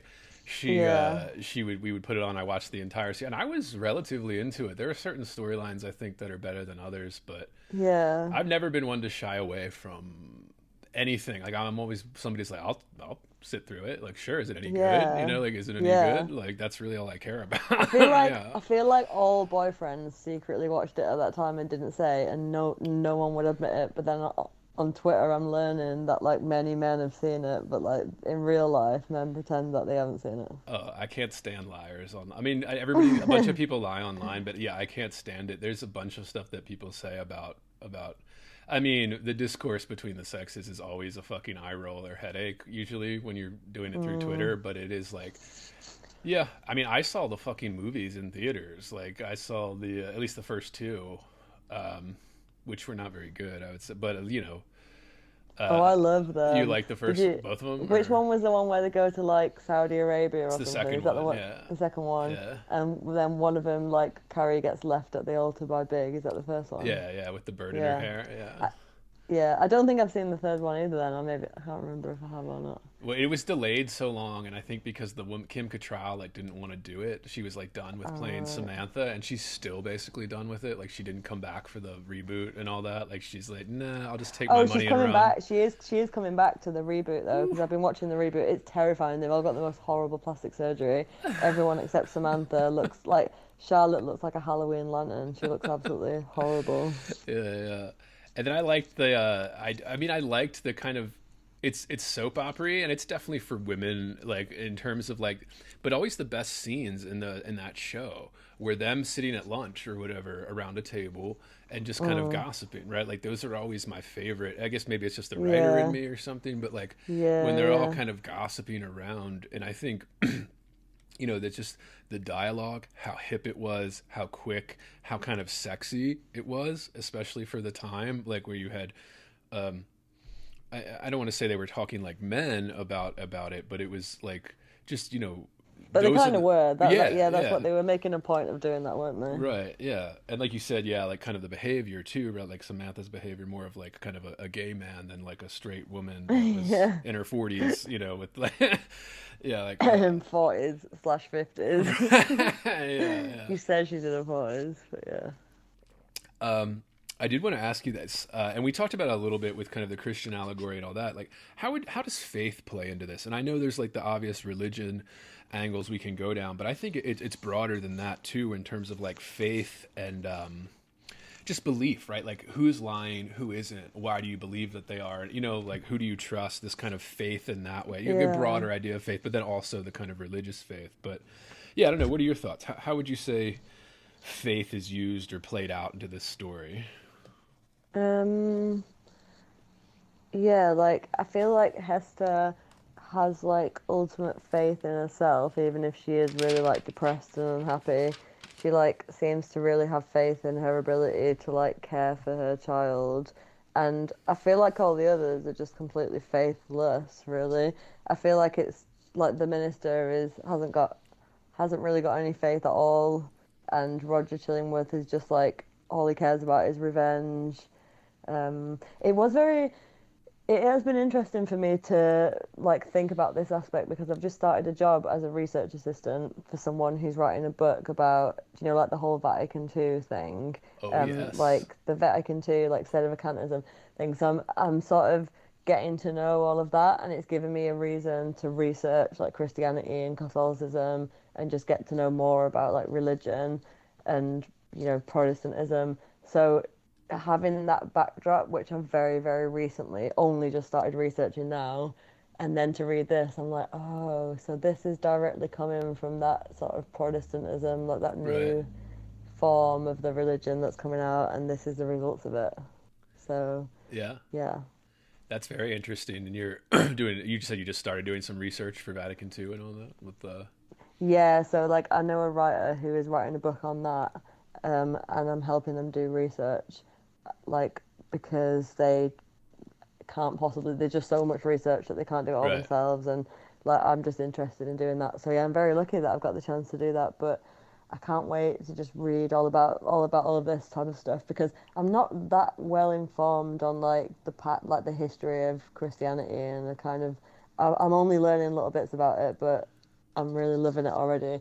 And this book, yeah, like I don't know, what do you think about like the faith of people? Because it's strange how much faith doesn't really seem to take a part in it, apart from when it comes to Hester. I feel like she's the only one who really is faithful. Yeah, I agree. I think it's for me, the reason I asked that question, I was just thinking about it, reading it. I was like, oh, this would be fun to talk about with Melly. It's like, it is.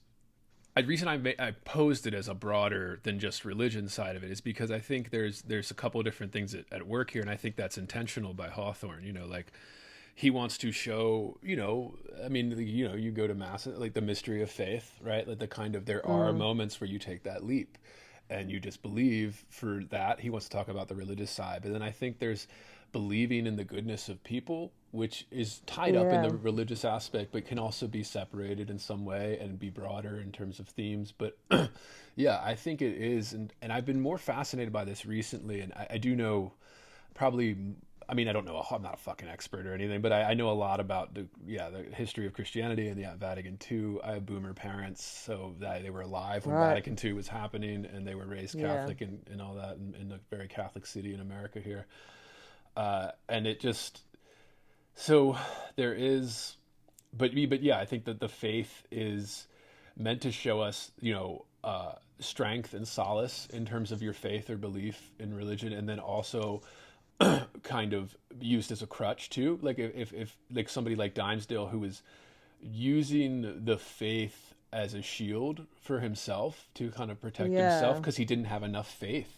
I would Yeah, say, it's like that thing of like sometimes an innocent little child who knows nothing about the world, supposedly like Pearl, can have more faith than someone who literally does it as a job, like Dinsdale, whatever he's called, um, who it's his entire purpose in life, but he just hasn't even got any. Like it's right? like many such cases of people in those situations.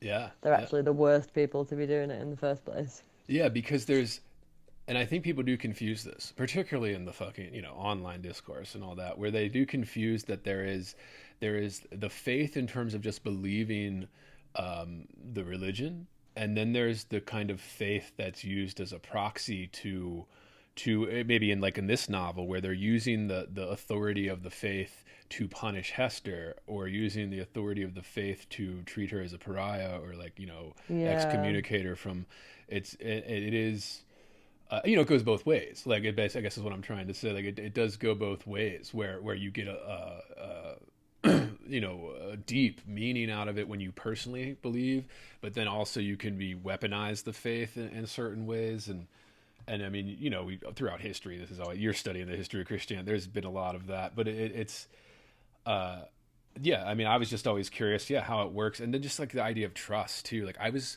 I said I was raised Catholic, all the way up through, confirmation and all that, went to Catholic schools.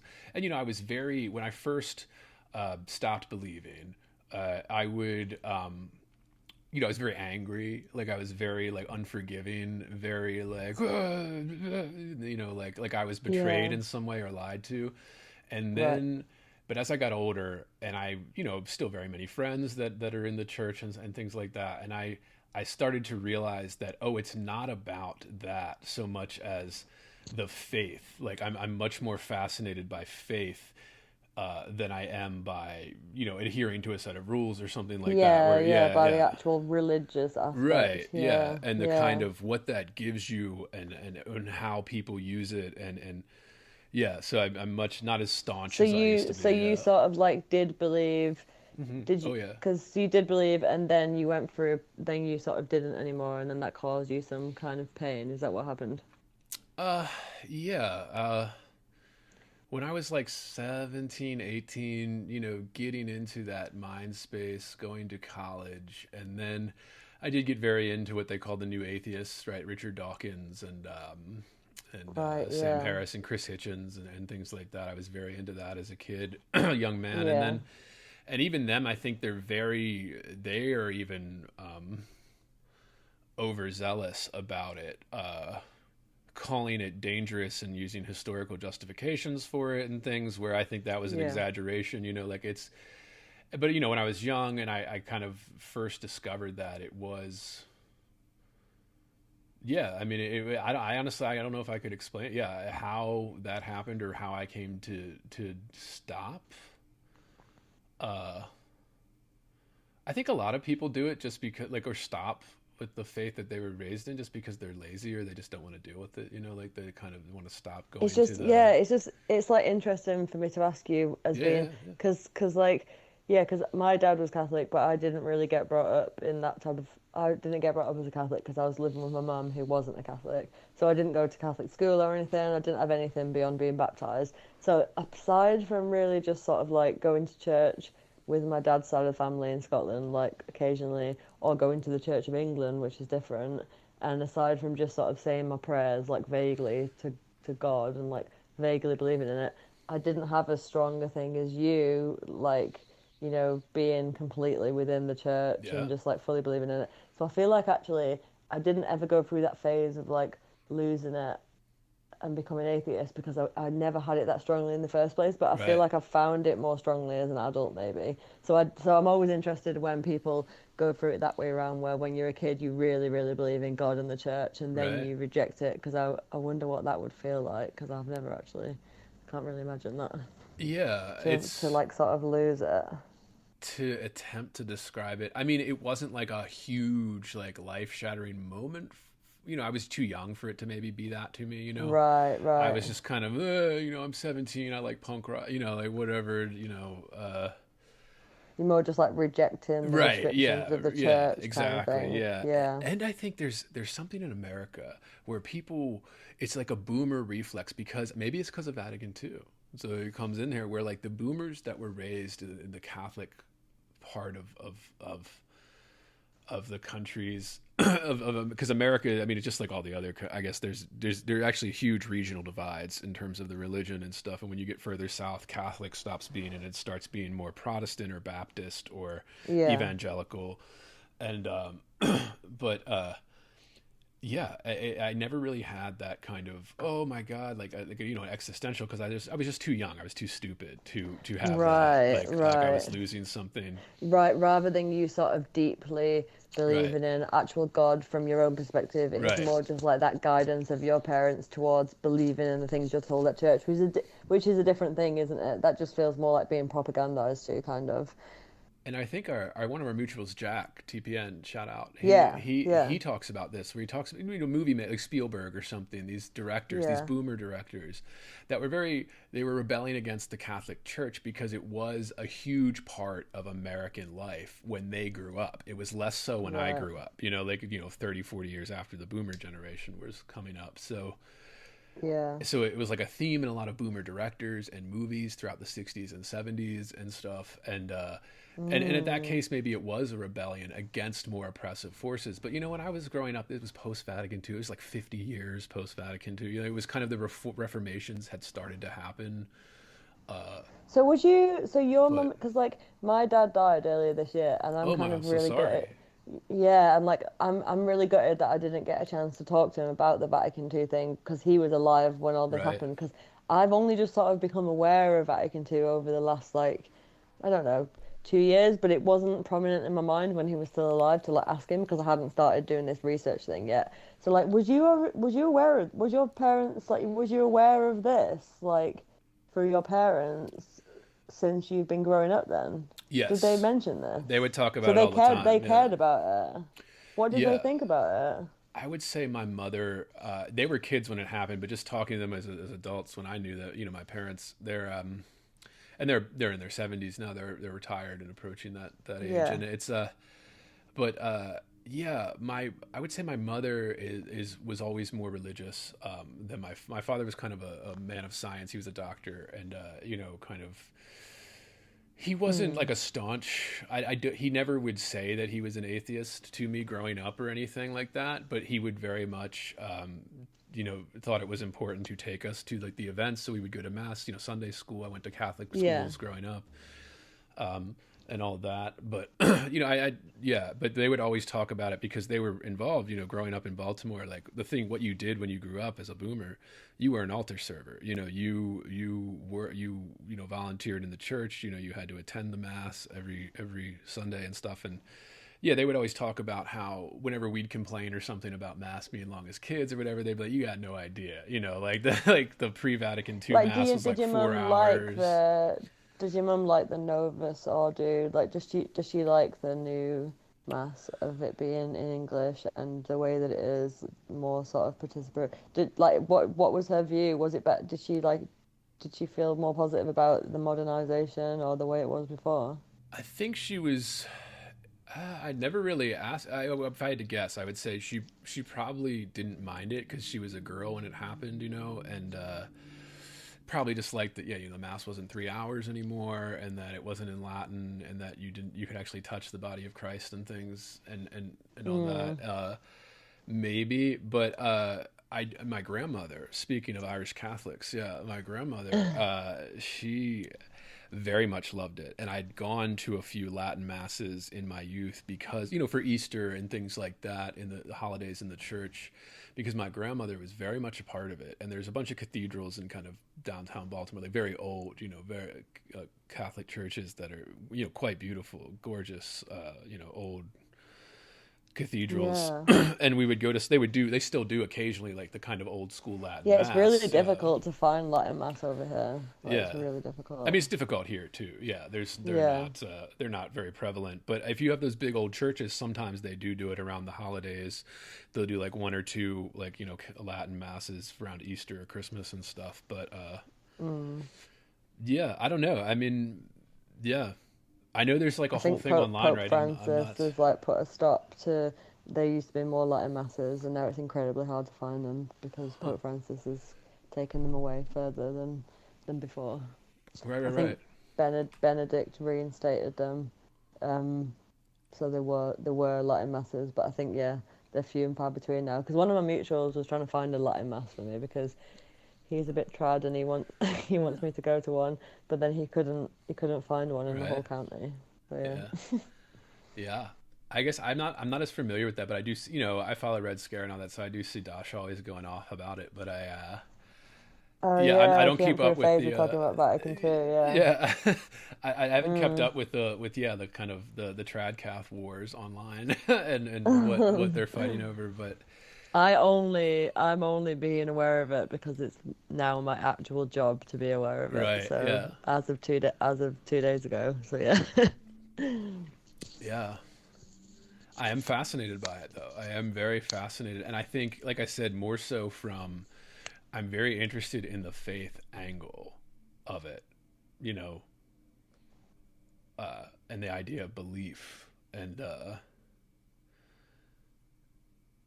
I don't know, and how everybody all over the world can have these different beliefs, and that helps them. Like it literally not just provides order and morals, but like spiritual fortitude or like strength, you know, like having a faith in something. You know, I guess maybe I'm like the new atheists, I would say, were maybe too dismissive of that benefit when they would criticize all these religions and things when that was hot, you know, when I was a kid and stuff, and they were Yeah. coming up.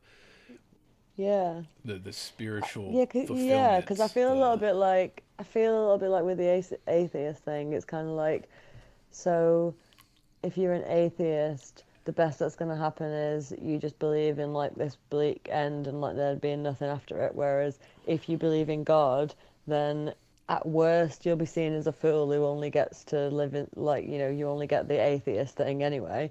But at best you can maybe go to heaven, and that actually it benefits you to have faith anyway. So it's kind of seems to me to just be like the sensible option to be faithful, because just in case you're right, you know, Right. Yeah. Yeah. because it doesn't really serve you to be nihilistic about things, and you may as well just believe in like the nice fairy tale.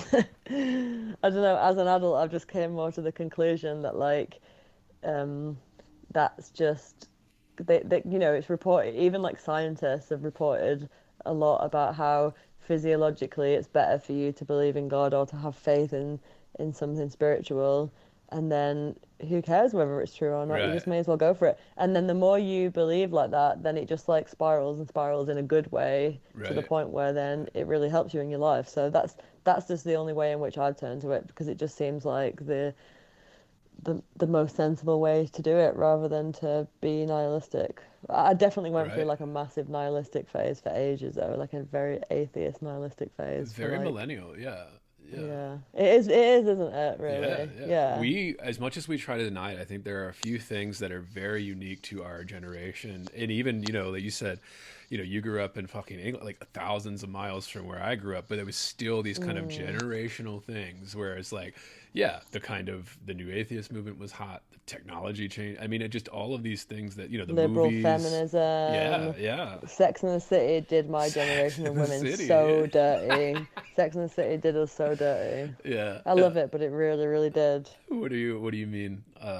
Like, it's just like watching it again is like watching this, going back to the scene of the crime. It's kind of like just, it was just like the pinnacle of liberal feminism, of just telling you that like you can just like you can sleep with different guys, and you don't need to um I don't know, you don't need to make relationships like the most important thing. Your career is more important, whatever. And also that if one boyfriend goes, there'll be another after, you know, there'll be Right. another one coming along soon. And it's all this sexual experimentation. It's just something that's very particular to millennials, because the generation before wasn't like that. And then obviously Zoomers are sort of not like that either. They're like way more trad. They've Right. gone in way more the other direction, haven't they? And maybe, and I think, you know, people talk about this all the time online, but I think most people are correct when they say there is a yearning for meaning. And I think you see Zoomers, particularly, a lot of them are so desperate for it. Like they don't even know what to do. Like they don't even know what direction to Yeah. head. And they're, you know, if it just whatever comes across the timeline is whatever, oh well, you know, like run with that one or something, and it's they haven't even really thought about it. uh yeah. But they seem more like naturally religious than us, because yeah, we were brought up like, you know, as soon as we came to sort of sentience, everything was very atheist and Yeah. capitalist, and then for me like feminist. But whereas these guys seem a lot more like naturally religious, or like prone to believe in some of these traditional things. I don't know, maybe the Zoomers will be okay. Maybe they'll be more okay than we will. Yeah. Yeah, I do. I wonder about that too. How much is always exaggerated when we're, you know, talking about online, you know, discourse and stuff. It's there. How much is overblown? How much is, you know, people are making a huge deal out of something that, you know, maybe is always the case and it kind of goes away, you know, like naturally, Yeah. or we freak out over the slightest little variance for days. You know, when you log in, you're just like, oh God, I'm rolling my eyes. Yeah, like, I don't like Jesus. how sad the young people are though, because when I was their age, I was having like so much fun and like I wasn't on Right. the internet and I wasn't overthinking things and I was just out with my friends and Right. having adventures. Like do you ever feel like that where like you feel sad at like how much they're over like analyzing things and like the gender wars between them and like some of them they'll be like a good looking 20 something year old boy or girl and they've never had a girlfriend or boyfriend. They've never like had that. That's crazy. It's, That's unbelievable to me. It's like insane. I, when I went to grad school, it was, you know, I was 26 when I started grad school, and it was so eye-opening to me when I met these younger people. Some of them weren't even younger. Some of them were my age. I met 3 adult virgins in Really? when I was in grad school. And I was 26. Like that's a lot, right? Like that's three out of like Yeah. 12 people like in the program or whatever. And some of them were my age, some of them were younger, but I was like 26. I knew nobody in my personal life who was an adult virgin. Like I thought Yeah. that was like Yeah. that was just the Steve Carell comedy. You know, that was Yeah. Yeah. the only time I thought it was a joke.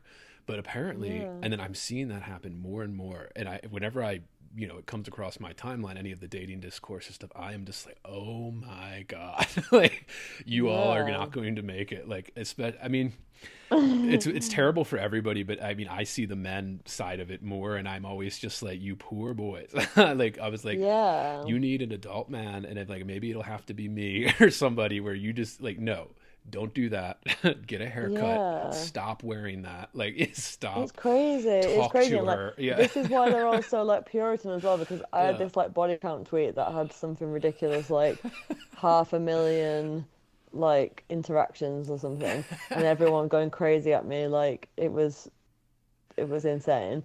But I guess a lot of those were just like teenagers pretending to be adults and just, you know, like they've just got all these views that stem from their own isolation and Right. lack of interaction with the opposite sex.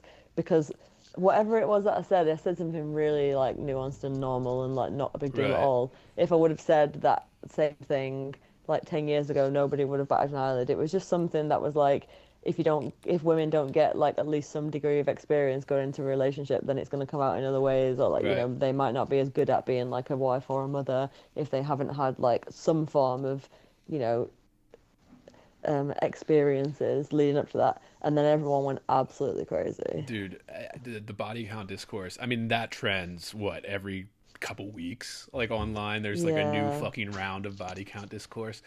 It's so insane, especially from the male angle when you see these guys that are like, oh, 6, 7, 8. I'm like, dude, like, you think that's a lot? Like, you think 6, I 7, 8, 9, 10 is a know. lot? Like, Jesus Christ, like get Like, the fuck. where were you in the 2000s? Like Jesus Seriously. Christ, dude! Like you have, like you're not in trip. Like it's just, wow. Like yeah, And there's these polls that are like, how many people have you slept with?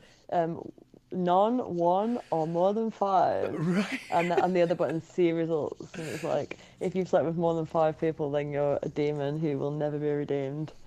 But yeah, like, I've never had as many people come at me as that tweet. It was completely mental. Have you ever had that? Have you ever done that on Twitter where like you say something like that you don't well, to be fair, I knew this would be a big deal, but like I was just in like a shit posting Right. type of mood. But like, have you ever had that where you do something and then you get like a lot of people coming at you in like a really nasty way? Yes. Yes, I've been on the bottom of a pile in the Twitter before. Yeah, it's a rite of passage if you're going to put yourself on Twitter, I feel like. But it is. If you're hearing this, it's because you are listening to the free public feed of Heavy Board. To get complete, uncensored, uninterrupted, full access to this podcast, become a subscriber at patreon.com/heavyboard. That's right, Heavy Board is made possible by subscribers like you. For less than 1 cup of coffee per month, you will receive private access to uncensored, full-length episodes, Jerk Shop, heavy bonus content, subscribers-only AMA episodes, bonus extended interviews, and more. Come join the conversation today at patreon.com patreon.com/heavyboard. Yes, mostly never for anything that big, because it mostly in the literary world it's happened to me with like people just putting out like ridiculous things. And I mean, it wasn't even like I was putting my foot, same thing with, it wasn't like you were putting your foot in your mouth or anything. It was when you're saying something crazy. Like I was just, saying something that was relatively something like normal. normal. Yeah. Yeah. And just, funny or whatever, or dismissive in the kind of snarky internet way. And then, yeah, you just start getting dogpiled, like kind of, it starts getting into the wrong feeds, and it gets, I I felt remember like Hester Prynne on the platform being called there a hoe was, by 500,000 people. there was an editor one time from not a major magazine, but one of the bigger magazines in the literary world, and I was standing up for somebody who was getting dogpiled for bullshit reasons, and of course I remember she tweeted out that, oh, go ahead and block Andrew Whitstad, go ahead and block him because he's a Nazi or whatever it is, fucking Really? incredible. See, that's worse when it's like in the exaggerations. But when I feel like that feels more personal if it's in like the literary, it's in an area where you're working in, or like you're trying to gain some success. That feels more hurtful and like personal than just some like groiper anons on Twitter. For sure. And it was in yeah. defense of somebody that they were trying to blackball. Like, it was me trying to be like, hold up, don't blackball people for bull, Right, yeah. That was basically my side of it. And then they were like coming Yeah. after me because I stood up for the person that was trying to getting blackballed, and it didn't turn out well. But yeah, I know it. Yeah. Definitely been on the bottom of it. Not the body count stuff though. I imagine that gets, especially for women, like the DMs, and I can't imagine. Like, yeah. Oh, no one can DM me unless I follow them back anyway. Oh, That was okay, fine. yeah. Good, yeah. That's what you have to do. I mean, But yeah, so you had it where they came after you for trying to like, you were trying to stand up for someone, and then they tried to turn it and say that you were like one of the bad people. yeah. And I always thought it's always an exaggeration. I always say like what defines our time right now is like absolute hysteria. And people always want to say the hysteria is on both sides, because there's some truth to that, because you can find articles where people that aren't on the left are being hysterical about whatever things, you can find whatever you're looking for, especially in the internet age. Yeah. But then I'm just like, dude, it's so disproportionate. Like people are being so hysterical from the left side of things. Like it's so hysterical. Like it's just not even close to equivalent in proportion. Like I don't know what anybody's talking about. You guys are being hysterical about everything. Well, being hysterical is like being part of being a leftist, I guess. It's like part of the DNA of being one. Yeah, absolutely. Speaking of leftism, it was funny, it was funny, and it's small, this little thing. It's about when they're about to do the up on the blockade or whatever in the marketplace, and what's his face, Dimesdale's about to do his thing, or he's giving his speech, but there was this little thing, page 221 in mine, where he says, the picture of human life in the marketplace, though its general tint was the sad gray, brown, or black of the English emigrants, was yet enlivened by some diversity of hue. A party of Indians in their savage finery of curiously embroidered deerskin robes, like this kind of like DEI in the time of Puritan New England. This enlivened by some diversity of hue is how it's described. Oh yeah, because the Indians came. I did really love all of the like talk of. I did love I wanted to know more about the Indian tribes with the Puritan settlers. I wish that did you say, does his other book talk about that? Like the Puritans? Like the Indians with the Puritans. Did you say that? Is his other book like that, or did I remember that wrong? It was not this book specifically, but other books from a little earlier than this, where I went through a couple years ago. I read all of James Fenimore Cooper's kind of Leatherstocking tales, which are very big in America here. It's like the classic kind of, basically the first couple westerns that were done about the expansions west in the U.S. and the will you send me some links to that or something? I'll yeah, what that is. I'd like to read that.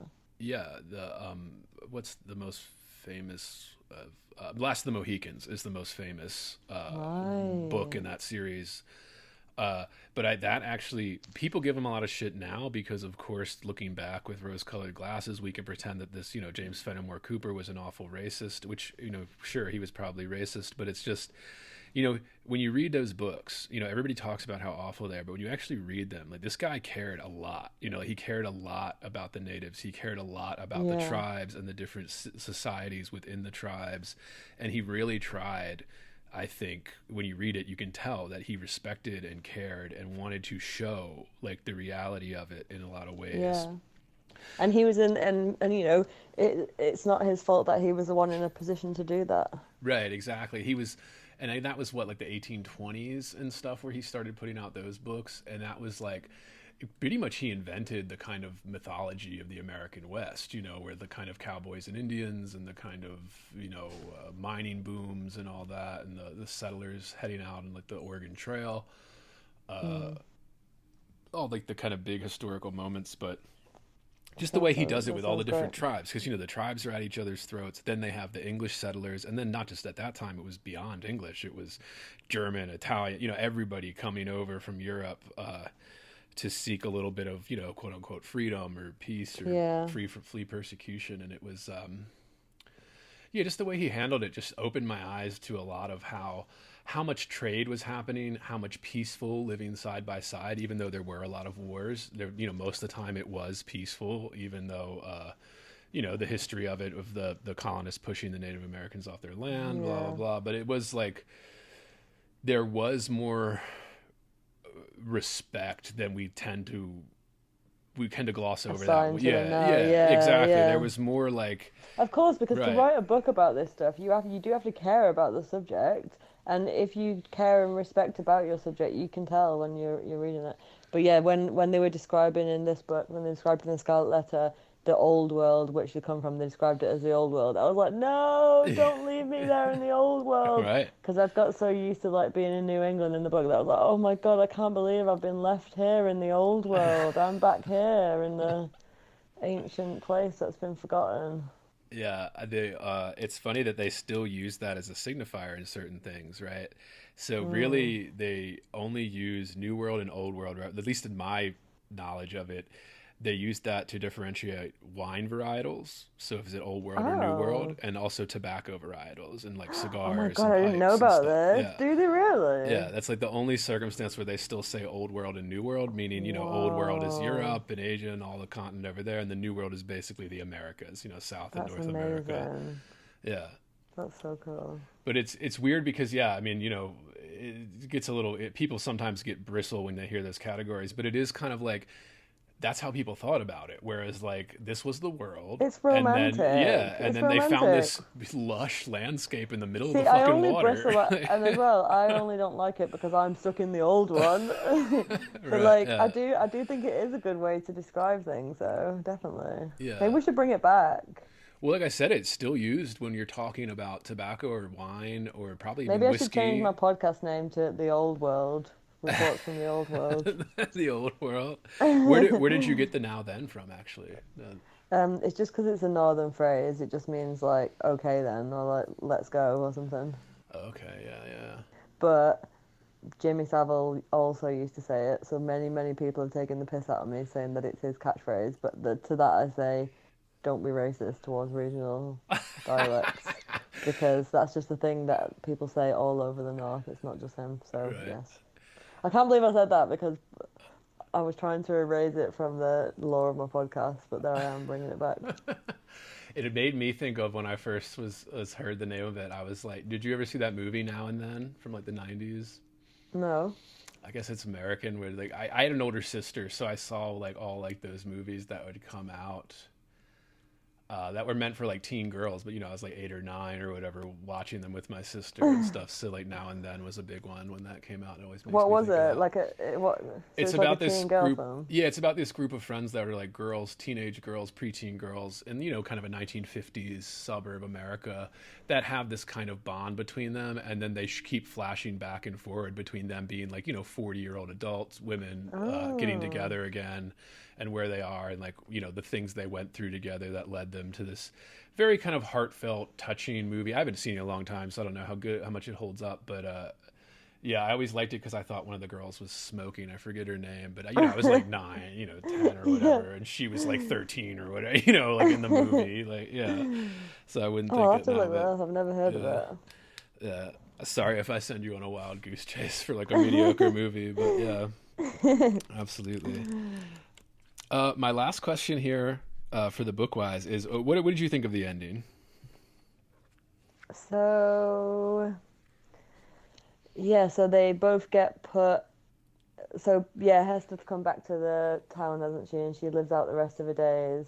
And then she gets put in a grave that's actually beside the minister in the graveyard, I guess. But there's a little bit of space in between, isn't there? So I don't know. So they're not putting them in there together, but they're acknowledging that there was like a real relationship. And then let me see. Then it said, I'm just going to read it. Yeah, please. So said Hester Prynne, and glanced her sad eyes downward at the scarlet letter, and after many, many years a new grave was delved, near an old and sunken one, in that burial ground, beside which King's Chapel has since been built. It was near that old and sunken grave, yet with a space in between, as if the dust of the two sleepers had no right to mingle. Yet one tombstone served for both. All around there were monuments carved with armorial bearings, and on this simple slab of slate, as a curious investigator may still discern and perplex himself with the purport, there appeared the semblance of an engraved escutcheon. It bore a device, a herald's wording of which might serve for a motto and brief description of our now concluded legend. So sombre is it, and relieved only by one ever-glowing point of light, gloomier than the shadow, and then this is what it says on the gravestone. On a field sable, the letter A, Giles.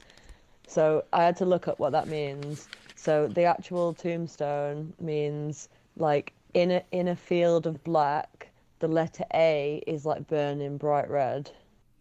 That's what I've taken that to mean. Right. Do you think like that's what I can gather it means? Like what did you think? Did you look that up, or did you instinctively know what that meant? I didn't look it up, and I didn't instinctively know it either. Right. I just kind of keep going if but yeah, I would say the ending to me, I would say almost biblical. Like, and I think he was aspiring to that type of on your deathbed, relaying the truth kind of.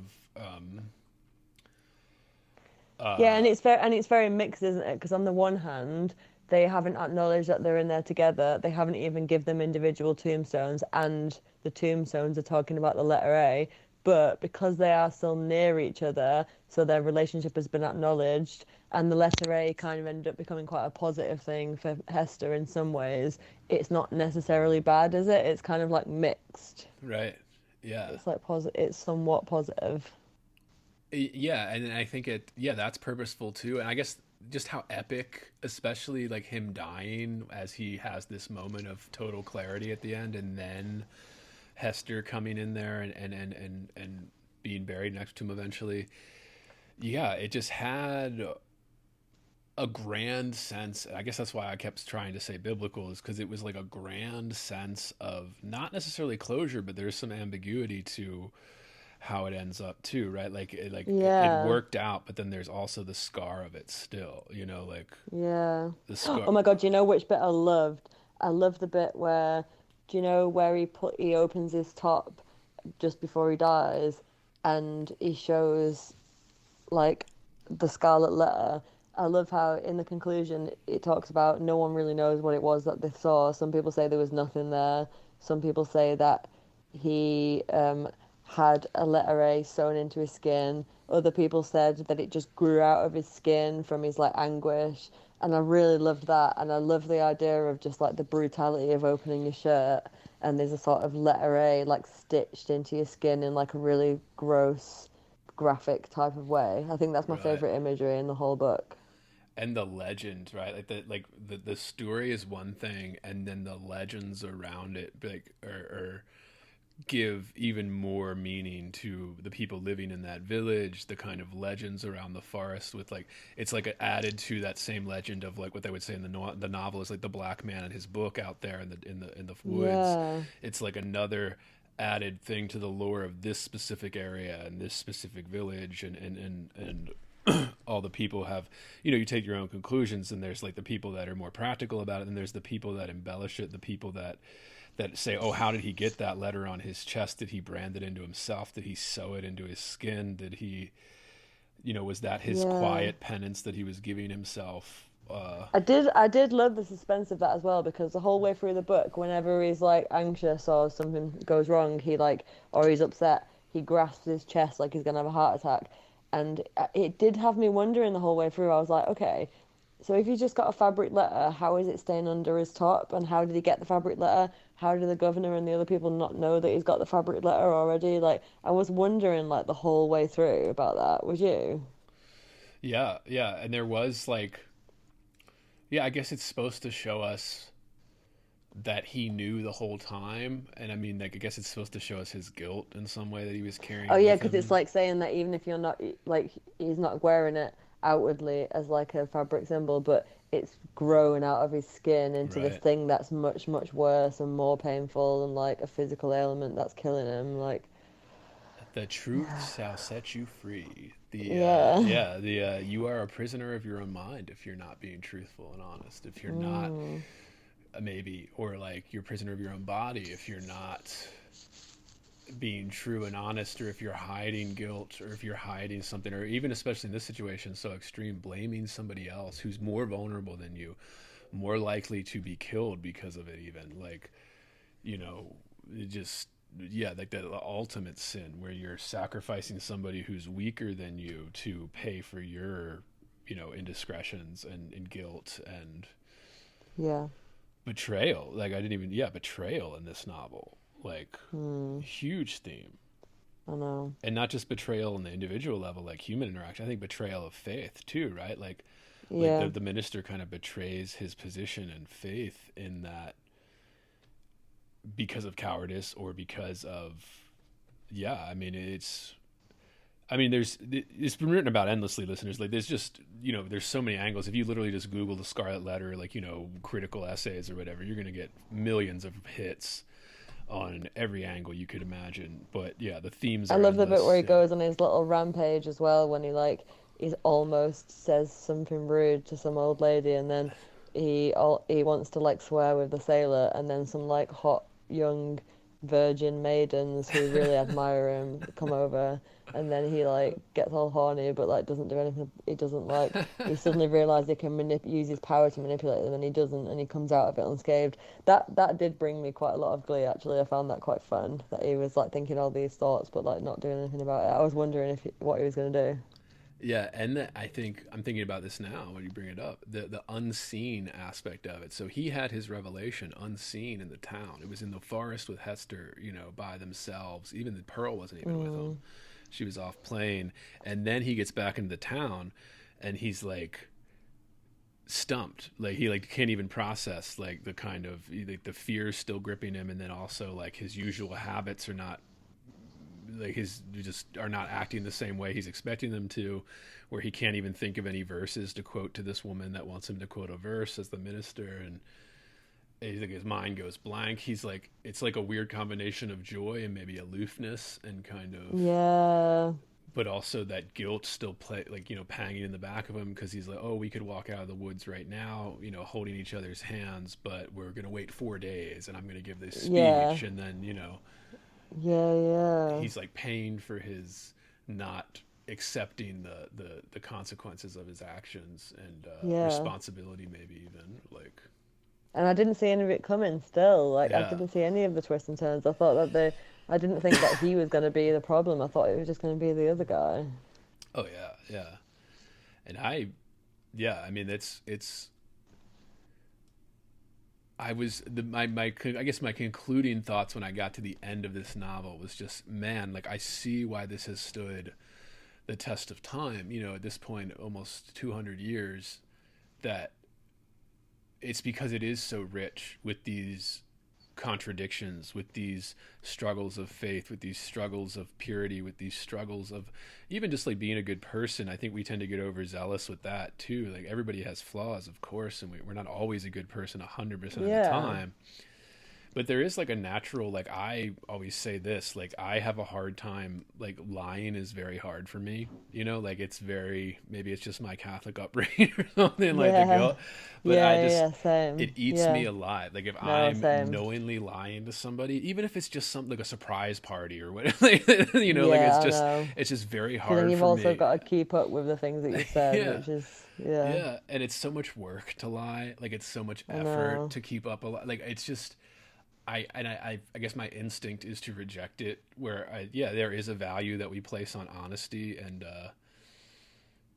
I don't know. It is interesting. I give my students this essay every semester when we're talking about definition, and basically like the essay I give them to I assign them to be like you have to pick a term and define it, and that can be a fun essay if you do it a certain way. It can be a pain in the ass if it's not Oh, clicking who with do you, you but teach? Like, what age are these people? I'm an adjunct at a community college, so I mostly teach 101, English 101 in college, Wow, that's the cool. community college here. And but I give them this essay, and it's called "The Insufficiency of Honesty," and it talks about how honesty is held up as a virtue, but the guy's arguing that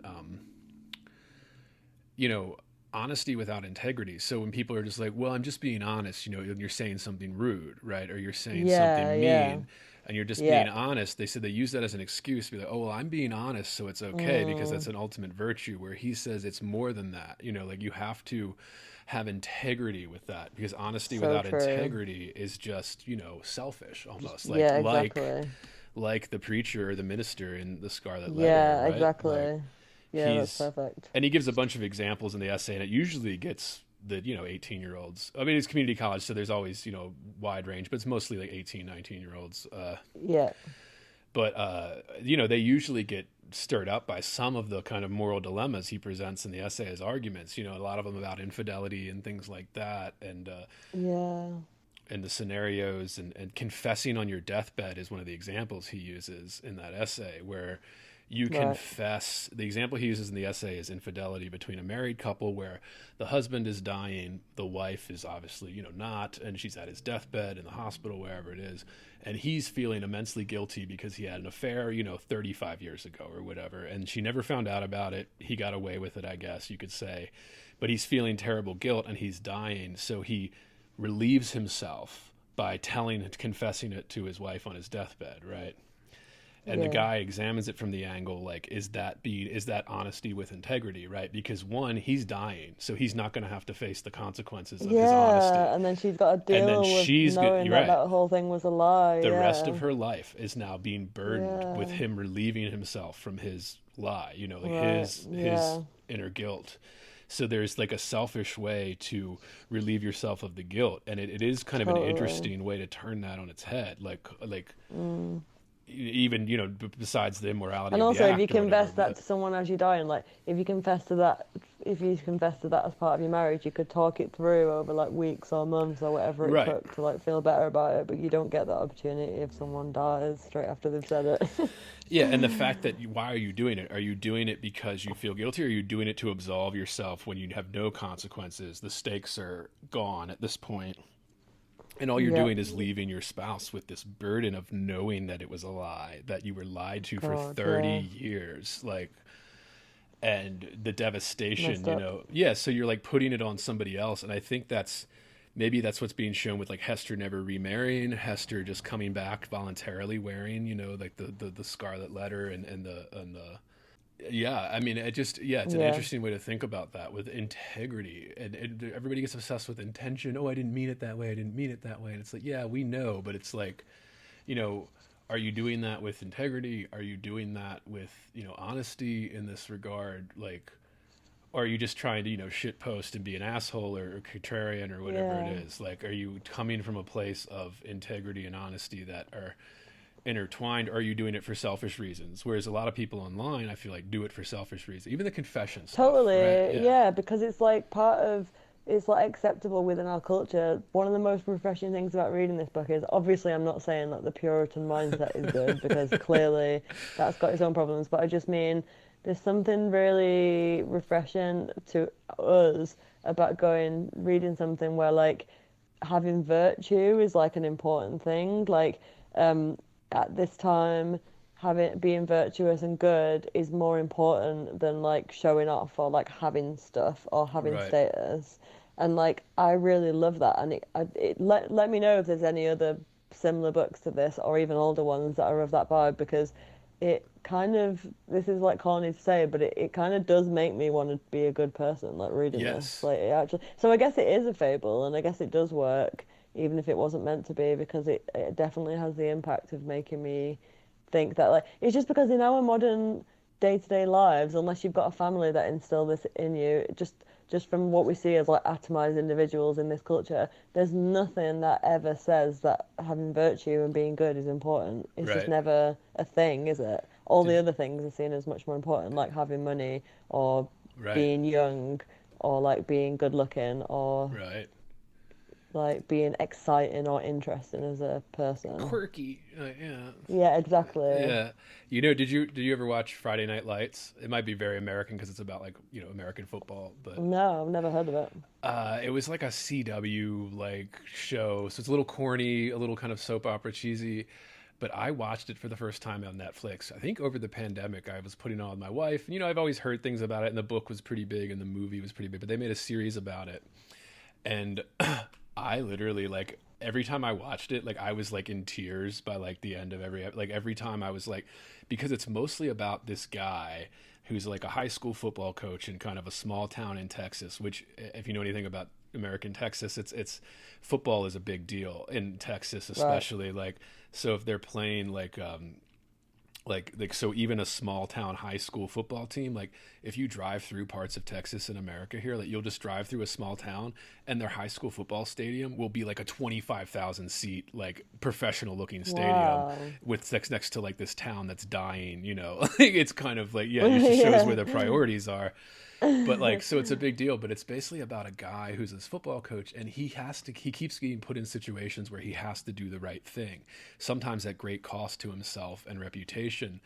And it's just like, that was something that's like a relic that like eked out like in like the early 2010s, like I think it started like Yeah. 2006 or something and ran to like 2011 or whatever, That's but so true, because even in like Dawson's Creek right. or Yeah. like Another one. there's like certain programs of that era where like that really, yeah, goodness like kind of matters, and then it drifts off into like in like for example in the world of Sex and the City, Yeah. it's not about being good, it's all about doing what you want. It's all about like the self as being the most important thing and doing what you want and not letting anyone get in the way of your individuality. But like before that, yeah, goodness seemed to matter And the one before that episode period of that time. stands out to me is this guy, the coach, one of the assistant coaches gets accused publicly of being a racist, right? And everybody's leaning on the coach to fire the assistant coach because it's in the press and it's a big deal, and it's causing all these issues. And he was, the board is leaning on the coach, the principal, everybody at the school is leaning on him to fucking fire the assistant coach. But he keeps saying, and, he's put a lot of pressure on it. He's just like, I know this man and I know he's not, and I don't care what anybody else says. And then at the end of the episode, you find out he's struggling. They make you think he's going to fire him just because there's so much pressure on him to do it, even though he doesn't want to. And then at the end of the episode, he comes out to do the press conference and just, stands up for himself, his coach, his players, and says, no, like, I'm not doing it. And I'm just like, whenever I watch that, or so, like, I always feel that feeling come through me where I'm like, yes, this guy is standing up for what he knows is right at great personal cost. And Yeah, it just kind of like brings me this overwhelming sense of like, oh my God, like this is what it is to be a good person. Like yeah. to Like it, this still matters. and It when it's matters more than tested, ever yeah. because people think it doesn't matter.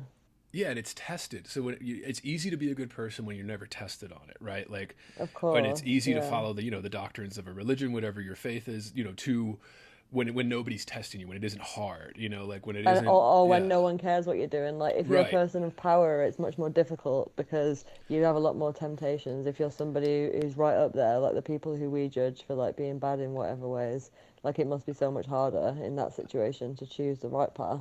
And just like there were like, part of that show, I guess I hate to keep bringing it up. I know you haven't seen it, but it's like, it's the part of it is he's molding young men too, because he's a high school American football coach. And he is like, and I guess maybe it's because I went to an all boys, private school, Catholic school, and it's there is something about having that adult man in the room that is holding you accountable for no, that's not what you do. Like that you're not a good person doing that. And I remember I had this football coach, and this is before I went to the school, but he was still a coach there, and he was a very beloved teacher. Shout out to Augie Maselli. I know most people listening to this don't know who he is. He was a fantastic man, and he's long gone now, but he was a fantastic teacher, taught at my high school for like 50 years and coached football and all that. And he was very old school, so when we were in school and stuff, if you were mouthing off to him, he'd grab your tie and like yank you to his face. And he was an old man doing this, like in his 70s. But he always told this story in the 80s when he was the head football coach for a while, and they won a bunch of championships. And he said one year, every year we had what we called the Turkey Bowl on Thanksgiving, which is like our high school would play our rival high school in like a big game. And it was usually like a fun, and it's been going on for like 100 years, blah, blah. But like he said one year, he had like 5 star players that went to like a party the day before Thanksgiving, which is a big thing out here in America, the day before Thanksgiving, because everybody's off is like a party day, like the Wednesday before.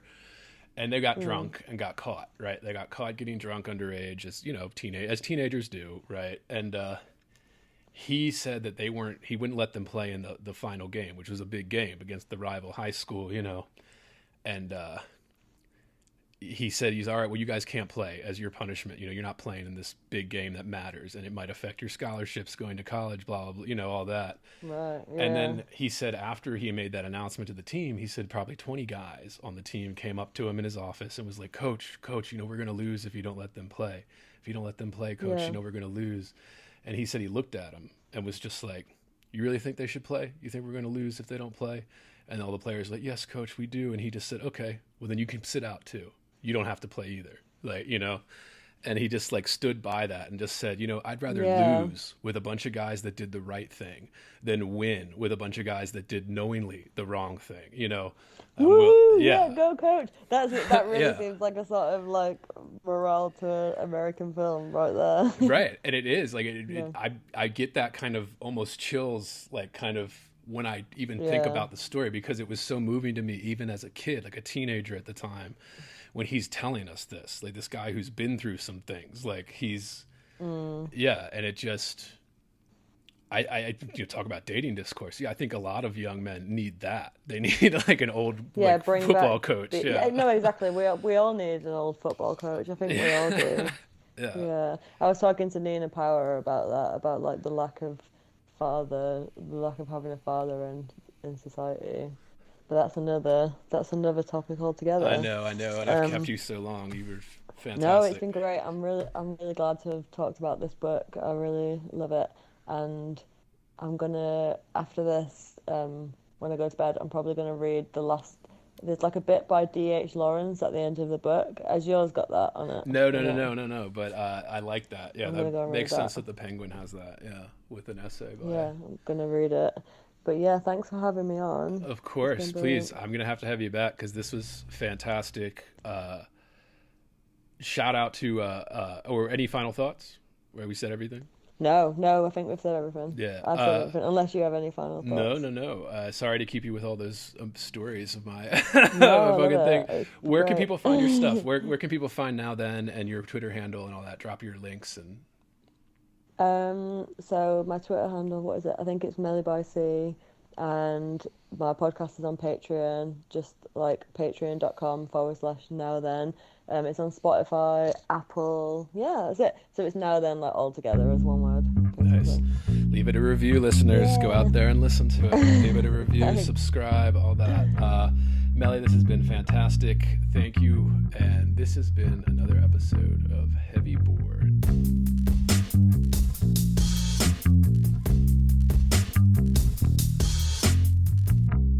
Heavy. Bored. Heavy. I am heavy Bored. I may say that the male is entirely hostile.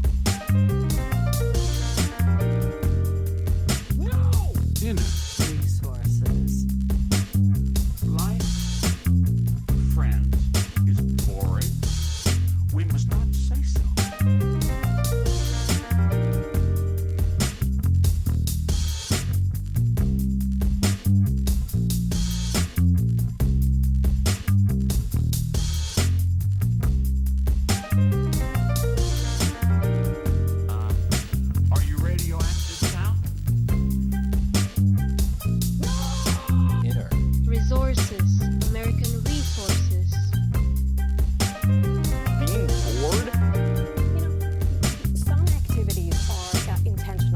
shows such a lack of gratitude for life. Bored. I aspire to boredom, I should say. Bored. Heavy. I am heavy. Bored. Has you the night sweats and the day sweats, pal? Pal, I do.